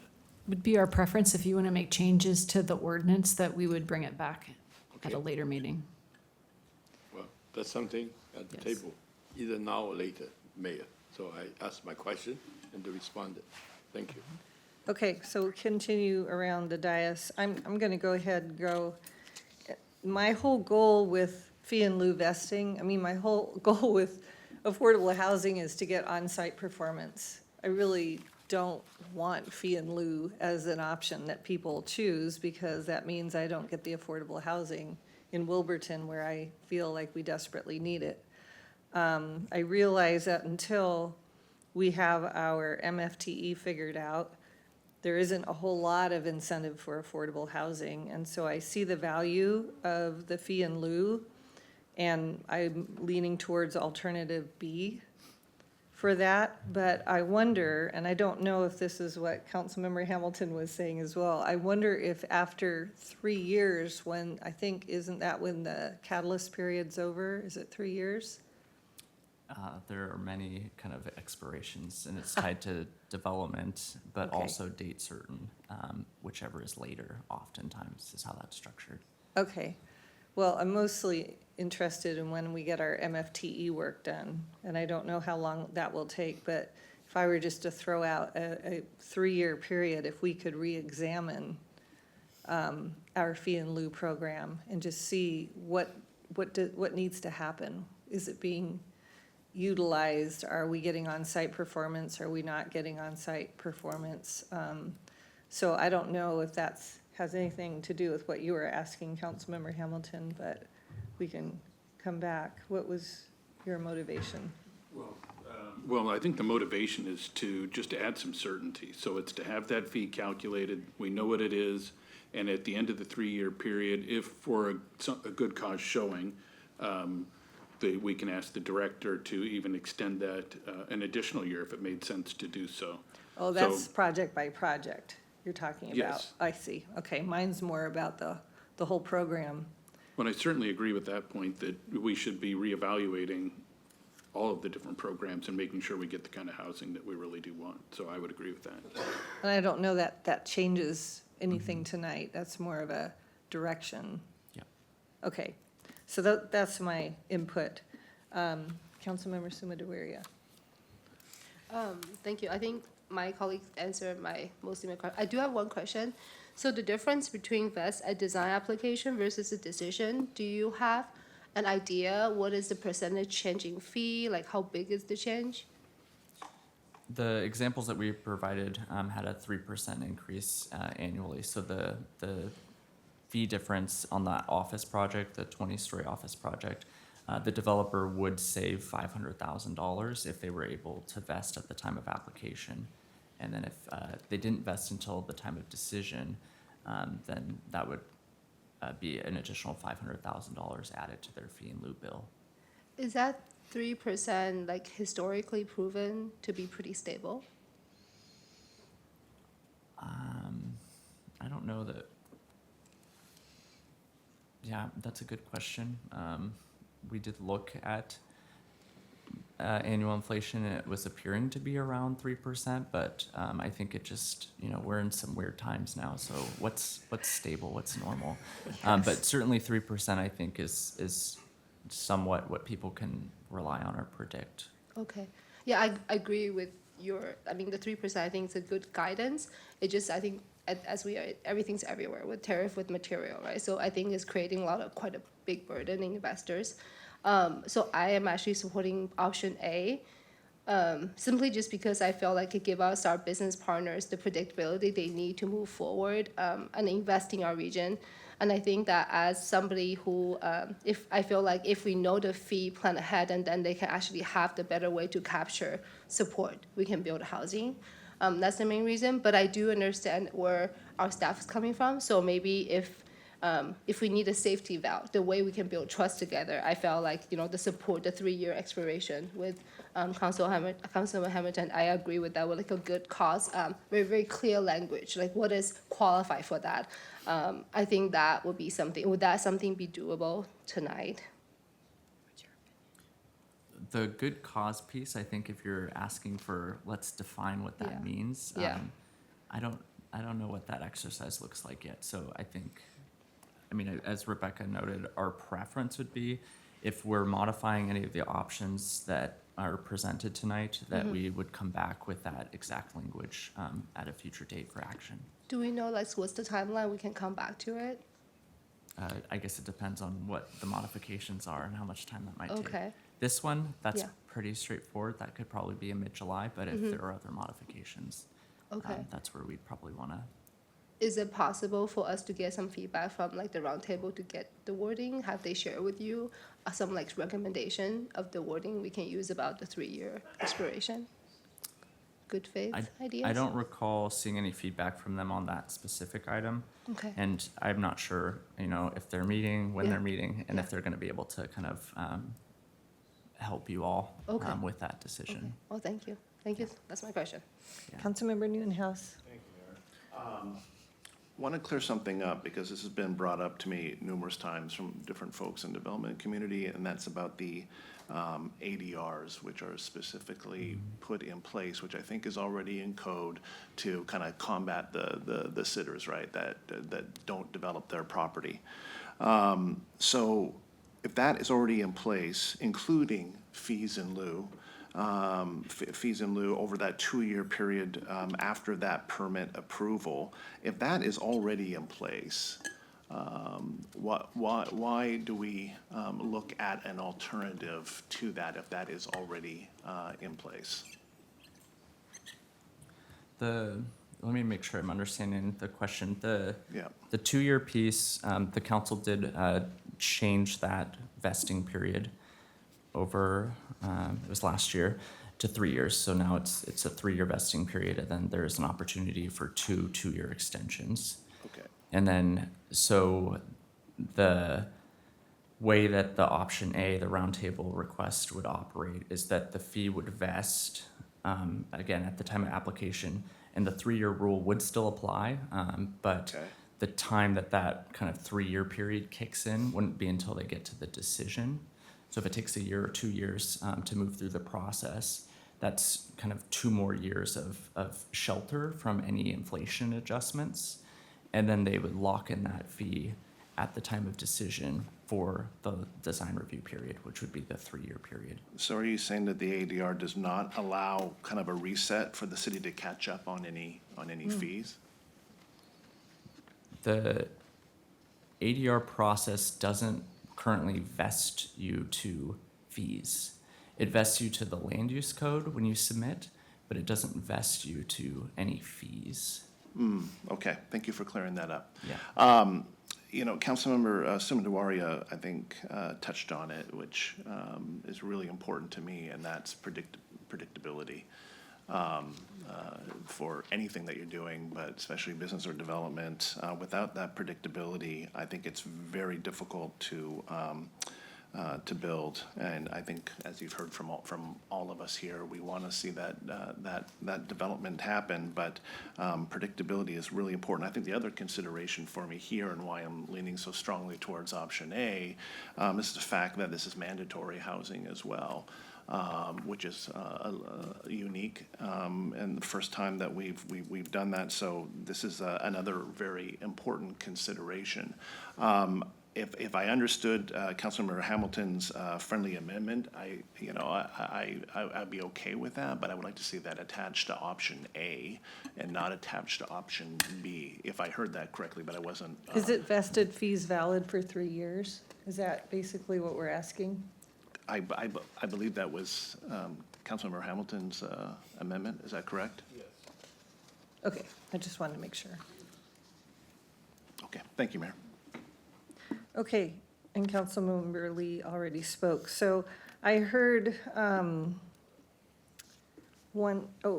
have you spoken? Yeah. Yeah. I heard a request to delay until we get more information, which would mean we delay the whole vote till another meeting. So I'm going to let us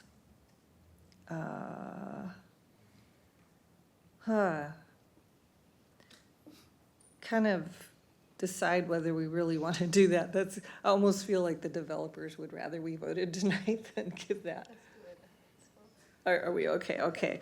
All right. So if we're okay, everybody comfortable with voting tonight? Yes? Okay, so there is the main motion on the table, Yeah, I and know there's a that. primary amendment with option A. Yes. We have not had a formal secondary amendment to that option A. If Councilmember Hamilton wanted to make that motion, it would require a second.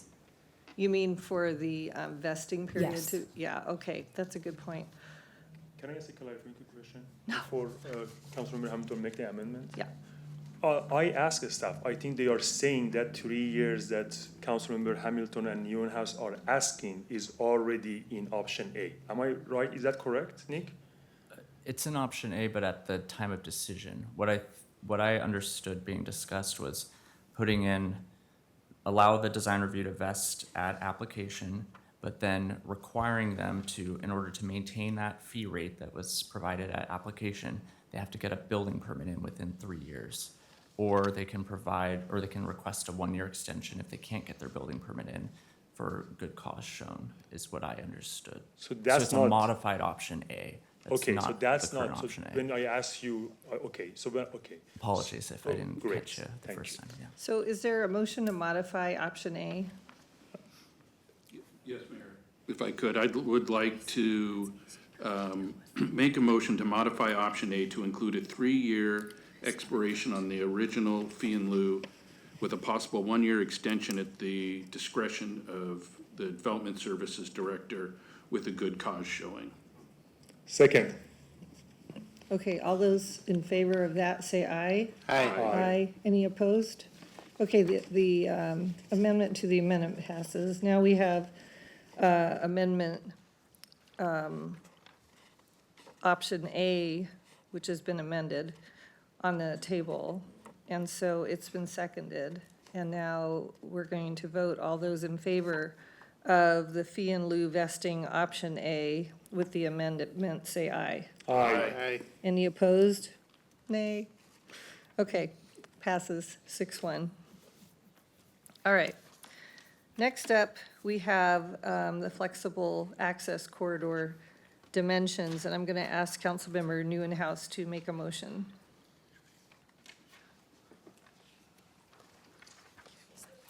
I move to amend ordinance 6846 regarding flexible access corridors to substitute the language in option B for the corresponding provisions in the ordinance as identified in the topic areas outlined in attachment B to the agenda memo.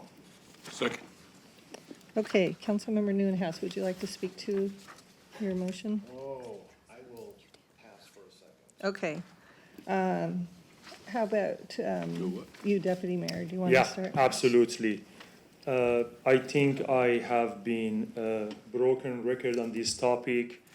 I think 6 feet sidewalk is, when I was younger, 4-inch shorter than me. So to me, that's not the vision of Wilburton that we are talking about. The standard and safety requirement from NACTO, from ASHTO, from DOT, everything is saying at least 8 feet. So I am aligned with that. I believe the vision of Wilburton is the wider sidewalk support buffers, is more welcoming, is the vibrant streets that we all want, is good for Vision Zero if we have amenity to 5 feet. A lot of the study shows if we have a wider sidewalk, we have a stronger economy and safety outcome. The average sidewalk width in downtown Bellevue is 12. So we are now at 8. That's not that much ask. I mentioned the developer has flexibility that they have in their FAR allowance. So that's all of the density is going to be achieve the higher quality sidewalks, support economic vitality, support property values, and public health. And I think that 2 feet worth to achieve all of those while we have all of the FAR allowance and high and all of the height that we have been given. So I am aligned with 8 feet sidewalk on both sides, 2 amenity sides on both sides, each of them 5 feet. So I am going to support Planning Commission recommendation option A. Okay, Councilmember Bhargava. Yeah, so for me, I think I really want to reiterate that we need to prioritize safety. So for me, that should not be negotiable. And I'm definitely going to reiterate my point from the last study session that we need to have an amenity zone on both sides of the carriageway to make sure that we're able to separate our pedestrian movement from what could be 25, 30 mile hour vehicular movement. So I strongly believe we need the amenity zone on both sides. Okay, thank you. Councilmember Hamilton. Great, thank you, Mayor. So I really appreciate the conversation on this one. I've been firmly behind the EHR recommendation from the beginning. But even since then, I've had a lot of opportunity to talk with community members, our deputy mayor, others. And I've been somewhat swayed by that. But so for me, it is going to be option B. I think the 41 feet of total corridor width is a good compromise, and certainly appreciate that members of EHR fully support it. I think option B ensures that we maintain our focus on the most pressing issue for our city, the lack of affordable housing, while also ensuring that Wilburton is livable and lovable. I appreciate all of the input that we've received on this topic, and I see option B as a smart, workable solution that best represents the community interest. Again, want to commend our planning commission, the staff, nonprofit and market rate housing developers for this collaboration, and I'm fully in support of option B. Thank you.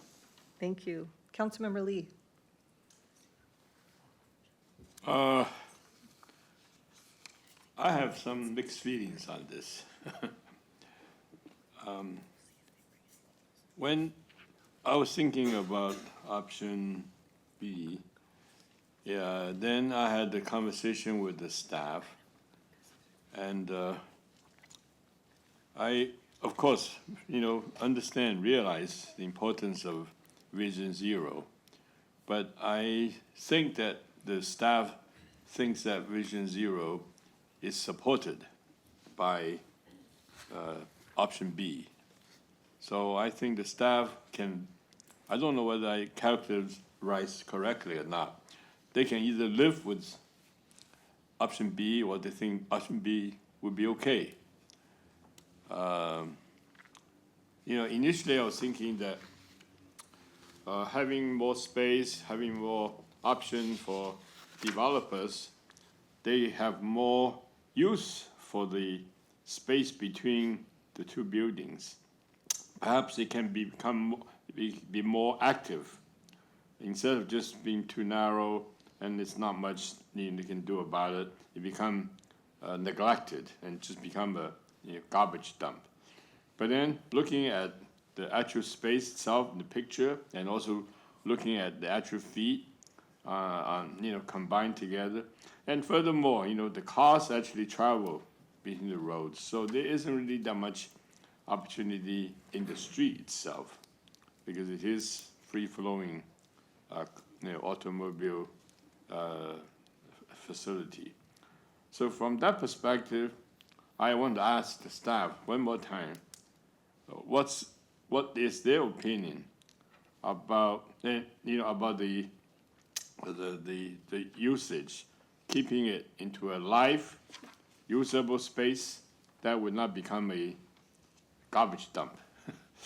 And also I've talked to developers, and I think developers, I trust them that they are very reasonable. They say, well, if they own the property, they're not going to make it into garbage dump. They will be sure that it's going to be properly maintained, will be actively engaged. And so from that perspective, I think it's to their benefit that, Bellevue people have been responsible.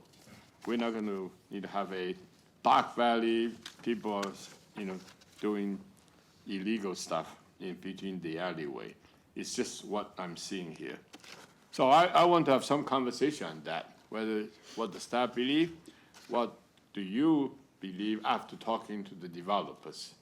And I want the council members to also reason. Do we trust our developers? I think I trust them, so that's why I'm willing to go narrower. But, that's still I want to hear from you guys. And I appreciate, Deputy Mayor, with your reasoning. So I respect that, so I'm asking these questions. Thank you. Would you like to answer? We can start out, Councilmember Lee, thanks for the question. We did note, when we were introducing the topic, the Planning Commission recommendation, which was the staff recommendation initially. So that provides the 10-foot sidewalks, which puts them more in line with what the expectations are in places like downtown, and then more in line with what some of the national standards are that Mark was referencing earlier. And we also noted the concern that has been raised by the development community around wanting to maximize housing potential, and then also the benefits of having a lower width is also some of the costs of not providing bigger infrastructure that you have to build and maintain. So what we had noted at the May 20th meeting was that our code, because we had been hearing this feedback throughout the process, particularly around making sure we don't miss that opportunity to maximize housing development. We had built in those flexibilities to allow for these private corridors to not only have buildings that can hang over the sidewalk, but they can span over the entire corridor if they wanted to connect two of their buildings. And they can have that span be 75 feet wide and go up to the max building height. And that span can start as low as 16 feet above the sidewalk. And so really the potential impact on density is within that first 16 feet if they were to at least take advantage of the cantilevers or take advantage of some of the other flexibilities. And so our view is that aligning it more closely with those national standards or city standards that we have elsewhere in East Main, downtown Bellred, would put us in a better position to help execute on the vision for Wilburton to be that walkable, very comfortable kind of area for folks that want to get around walking, cycling, whatever mode. Mark, do you want to add anything in terms of response? I think that the amenity zone on both sides, when you talked about safety and keeping in with our Vision Zero goals, that is a critical aspect here. I highly recommend that the council consider adding back the amenity zone, preferably at 5 feet. 4 feet still provides a buffer, which would be welcome as well. I think I think you mentioned garbage a couple times. I kind of take that as how will the maintenance occur, the difference between a public street and a private street. Public street, pretty timely, very high quality. After the May 20th council meeting, I worked hard with our staff, consulted our legal staff to make sure that the LUCA provides public access foundational language that we can use to build upon development by development, so that maintenance is outlined clearly. What are the maintenance responsibilities? That those maintenance responsibilities go from property owner to property owner. If the property is sold, for instance, those go in perpetuity with the property. And to try to provide a paper trail, if you will, if in the future there are maintenance concerns that need to be addressed, that city staff can pick that up, see what the process is, see who the contact is, see what the responsibility is, and be able to have that to pursue that issue further if needed. With public street, we'll just automatically do that. With a private street, I think we've experienced at times, there's a couple examples in the downtown where that paper trail isn't present. So we want to make sure that that is, and we will ensure that, so that for our private street situations, like a flexible access street, there is a path forward for compelling maintenance if and when that's needed. Thanks. Okay, Councilmember Sumadaria. Thank you. So the difference between, so to be really honest, I thought the original draft, the 37, to me was really adequate, like is really adequate for me, to be honest. Because I think that I love like how nimble it is, how more narrow it is, and I thought it was flexible enough for our everybody community, make sure that we have workable neighborhoods that everybody deserves. But I'm glad we had a conversation last time, and you showcase how important it is for us to have the safety side of it, and also the Vision Zero, and of course, our lovely trees. It's so important to have that. So I am supporting option B. I think that's a good compromise. With your regard about the paper trail and the future planning with Councilmember Lee, I believe that our developers in this stage, they are for in the community. So I think their goal is build a vibrant area that's actually is going to increase the value of our city. So I believe I believe wholeheartedly that, you know, the good nature of we want to come this together. So I think that having the trust in our community as a whole is really actually something brighter to look forward to, so we can move fast forward. Thank you. Thank you. Councilmember Newhouse. Thank you, Mayor. Yeah, I mean, I think this is just one in which we have to strike a balance here, and I really appreciate all the feedback and all the expertise you're able to relay to the council, and I really appreciate all the great comments from my colleague on this option. But I think this balance piece is really important. I think that a good balance was struck with the Eastside Housing Roundtable and the developers, and this is something that is going to work for all necessary parties. So I'm firmly, as I made the motion, in the option B camp, but I think it's the best motion for us, as Councilmember Hamilton mentioned. It keeps coming back for me about affordable housing, and I want to create as much in this area as we can. So this is kind of the value that I keep coming back to, and why I feel strongly that option B is the right one in this case. Thank you, Mayor. Thank you. So I'll just weigh in if I may. I'm firmly on option A. I live downtown. I walk these sidewalks. I have a dog. If I'm encountering somebody else's dog, I need a wider sidewalk. So I'm going for the wider sidewalk. Did you have something you wanted to add, Councilmember Harfa? I did. I wanted to see if there was appetite for a modification to the proposed motion on the table to consider a 4-foot amenity zone instead of the 5-foot with option A, because it feels like if 4 feet works in option B, could also work in option A. Well, option B is on the table. Yeah. So we'd have to vote for, we're not going to modify the motion for option B. So if we vote it down and then we make another motion, you can consider that then. Okay, so we have alternative B on the table. All those in favor say aye. Aye. All those opposed, nay? Nay. Nay. Okay, that passes 4-3. All righty. The last thing we have in this section is the upper level building step back incentive. And Deputy Mayor, would you make a motion, please? Absolutely. I move to amend Ordinance 6846 regarding upper level step backs to add the amenity incentive language as identified in the topic areas outlined in attachment B to the agenda memo. All right, would you like to speak to it? Oh, I think that's one of your suggestions last time. I think the bonus is great, and I am in favor of this addition. Thank you, Mayor. Yep, I thank you for supporting it and bringing it as a motion. I see, we put these in when we did our downtown livability and upzoning downtown. We put step backs in, and I see the buildings that utilize that, and I see the ones that were built before then.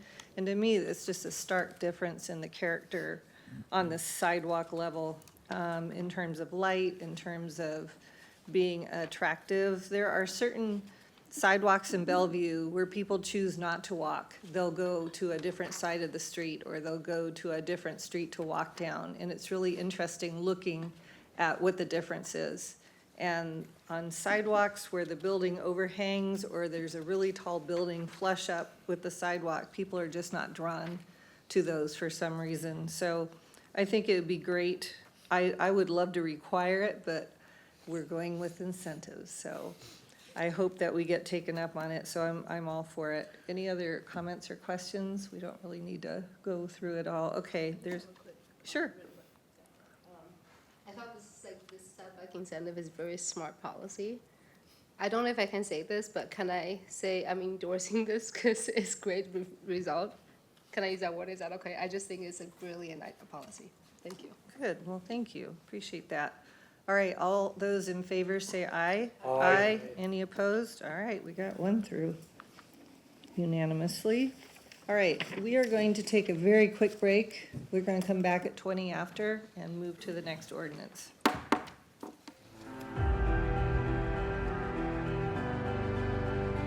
Okay, we are back in session. We have a motion on the table, and before we vote on it, this is the main motion that Council Member Suma Deweria moved. And before we vote on it, I'm going to ask staff to say back to us what we are voting on, because we just made 3 amendments. Sure, Mayor, happy to. So beginning first with the fee in lieu vesting, that topical area, there was an amendment to option A, which was the roundtable request, to include that 3-year period for the fee with the opportunity for a 1-year extension with good cause shown before the permit is, or before that fee is reset. So the exact or the precise language that we have for you, and appreciate our attorney in the audience helping us with this, is that the Land Use Code Section 20.20.128J4A will now state, in lieu fees shall be assessed at the time a complete design review application is submitted for the applicable phase and shall be collected at the time of building permit issuance for the applicable phase. Once assessed, the applicable phase shall vest to the in lieu fee for a period of 3 years, beginning at the time that the complete design review application was submitted. The director may grant an extension not to exceed 1 year to the vesting period of the in lieu fee for good cause. If a complete building permit application is not submitted within the vesting period described in this subsection, as may be extended by the director, then the in lieu fee shall be reassessed at the then applicable rate. That's all. So that's the fee in lieu option. Then the next item that council directed was around flexible access corridor dimensions.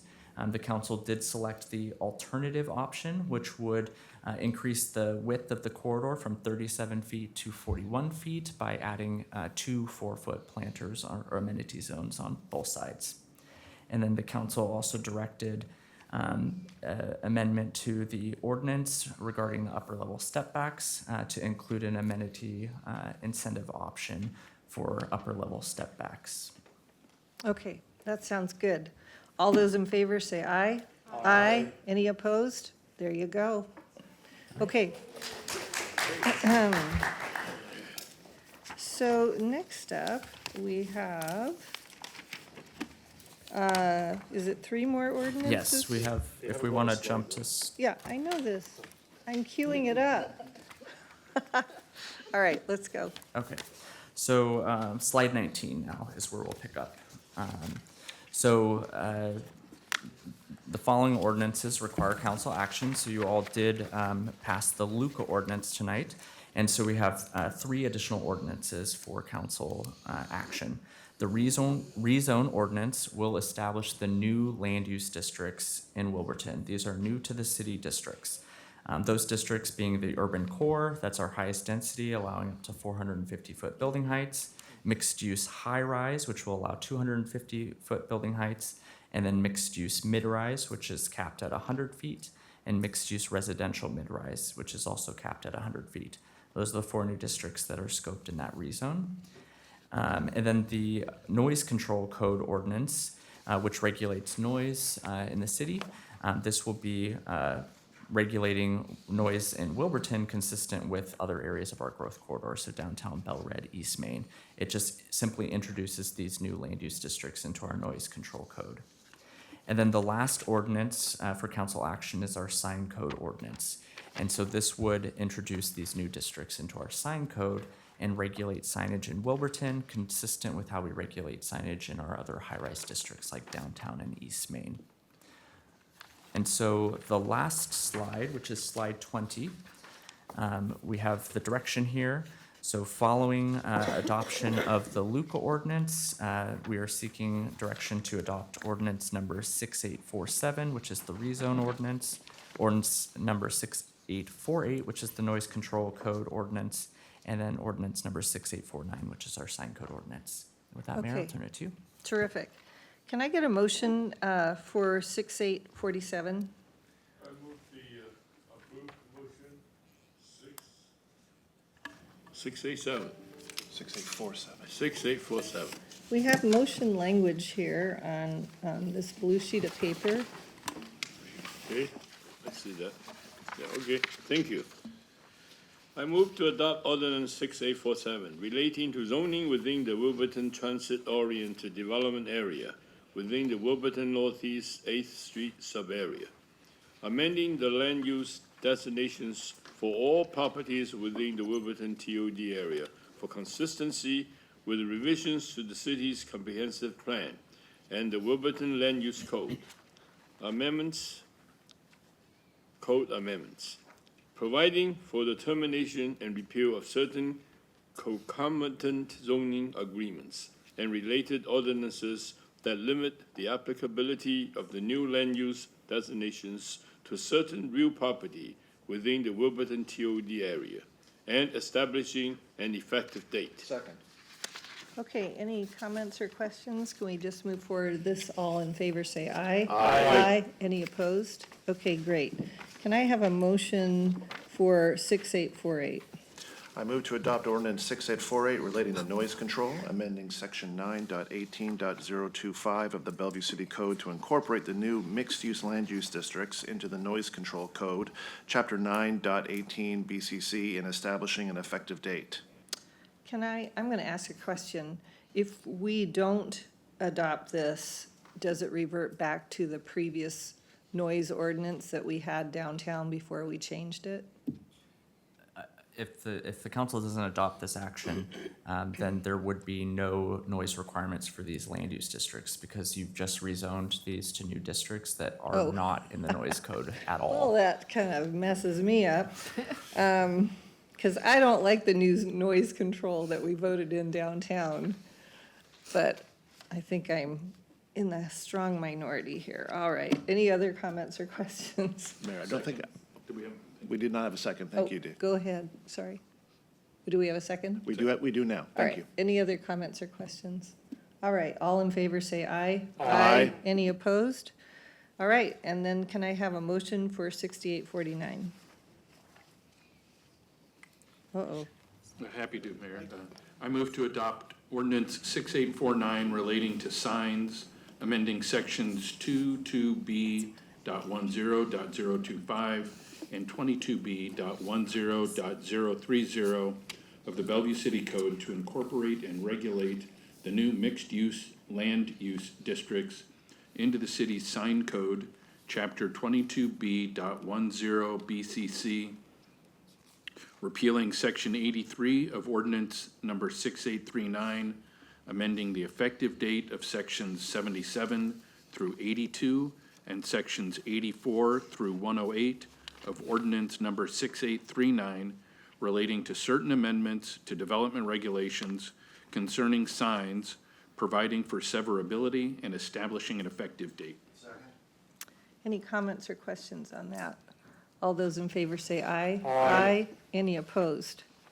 Okay, there's one more item here. I know Councilmember Hamilton had a comment he wanted to make just about the whole process here. So Councilmember Hamilton, go ahead, and then if anybody else has something they want to add, feel free. Go ahead. Great, thank you, Mayor.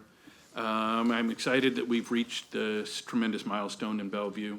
The actions we have taken tonight represent investments that we are making in our community that we will reap benefits from for years to come. But we need to support this impactful work to ensure we get the benefits we're counting on.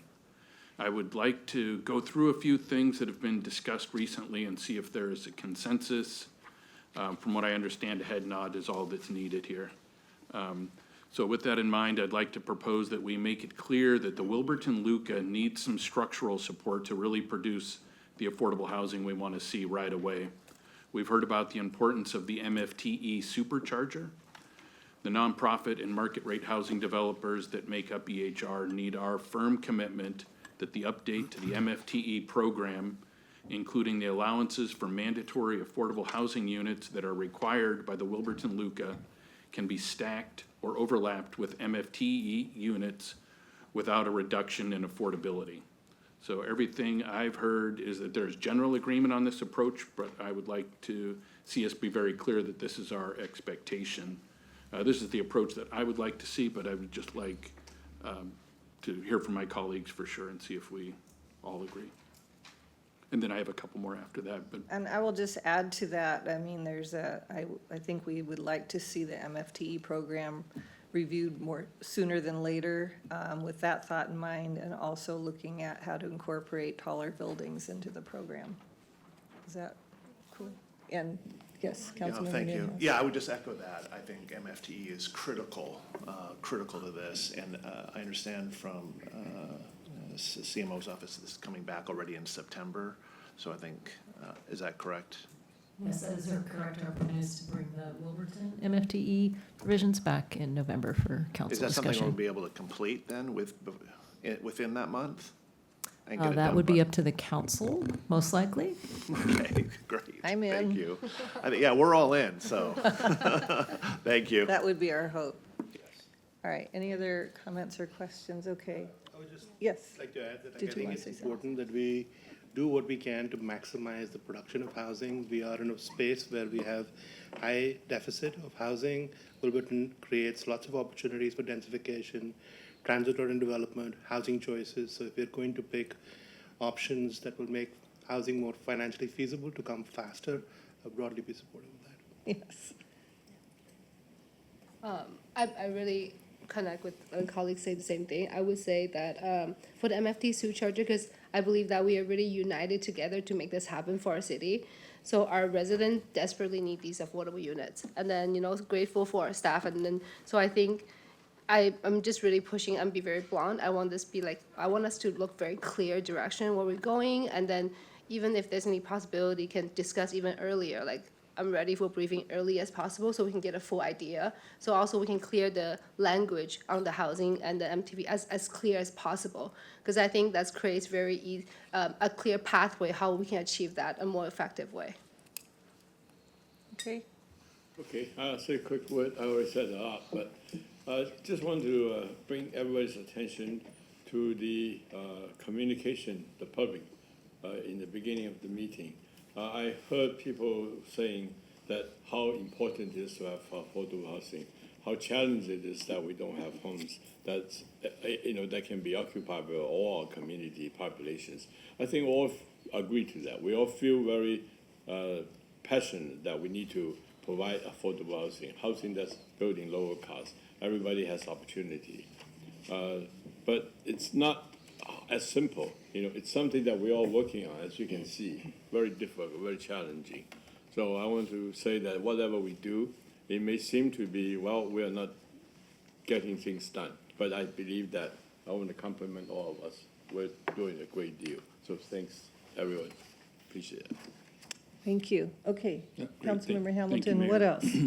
Also, I would like to see us direct staff to develop options that respond to concerns that all of the city's non-conforming provisions in the land use code aren't working well for phased developments under an MDP. This should be directed to come back to us as a part of the HOMA work.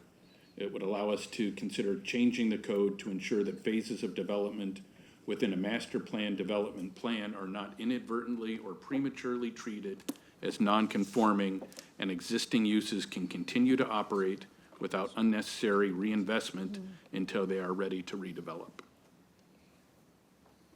Okay. Anything else? Okay, good, we got the nod? Yep. Well, I mean, you're asking them to bring it back. It doesn't Yeah. mean how Okay. we're gonna decide. Nope, so, just want to make yep, sure I'm doing it the right way. Yep. So then lastly, as a part of the MFT update, or as part of HOMA, I would like us to make it clear that we want to see a single consistent standard for affordable units provided through either MFTE or the land use code. These standards for affordable units should, to the extent allowed by state law, be aligned and not contradictory. We want to ensure applicants are able to clearly understand and comply with the affordability standards without confusion or, to the extent possible under state law, duplication. So that's a request by one council member. So when you bring back the MFTE, if we could include some analysis on that and discussion, that would be great. Okay. Can I add something? Yes. I think I agree with that line. I feel like, for the, as we working on the more clear the language is, it helps, and also the differences inside of these units. Because, these are going to affordable housing families. So the outside, we may not know the difference, but I want to make sure that we know the difference between, for example, it could be the bathroom has like a touch dim light, all these differences. I think that if we can clear it out, would be really helpful us to see what's the projection of the deliverable and then the cost. And then so we can see how many units could be delivered faster than before. And then another one with the master plan, I felt like, that I love Wajimaya as the market I always go to get everything I wanted. Something with that example is I think that if I'm a property owner owns that, I believe that everyone would want the surrounding second phase project to be as beautiful and connecting, welcoming as this one supermarket. I can connect something with home. So I think that I'm with Councilman Hamilton as well. So maybe we can look into that in the future, near future for that too. Yes. Mayor, also I echo Councilmember Hamilton 3 points. I would love to be more clear. And the third point, I also agree the master plan should not prevent any development from happening. And also the MFT is a must that we should encourage development happen ASAP in Wilburton without asking any deeper affordability. So I would love to see all of those back as well. And I'll just say that we've talked tonight about reassessing things in 3 years or whatever you think that time frame should be. So would like a recommendation from staff on how we go about that, make sure that the decisions we make tonight are working. We're getting what we hope to get out of that wonderful area. Okay, any other comments or questions? I think with that, we are adjourned. Thank you so much.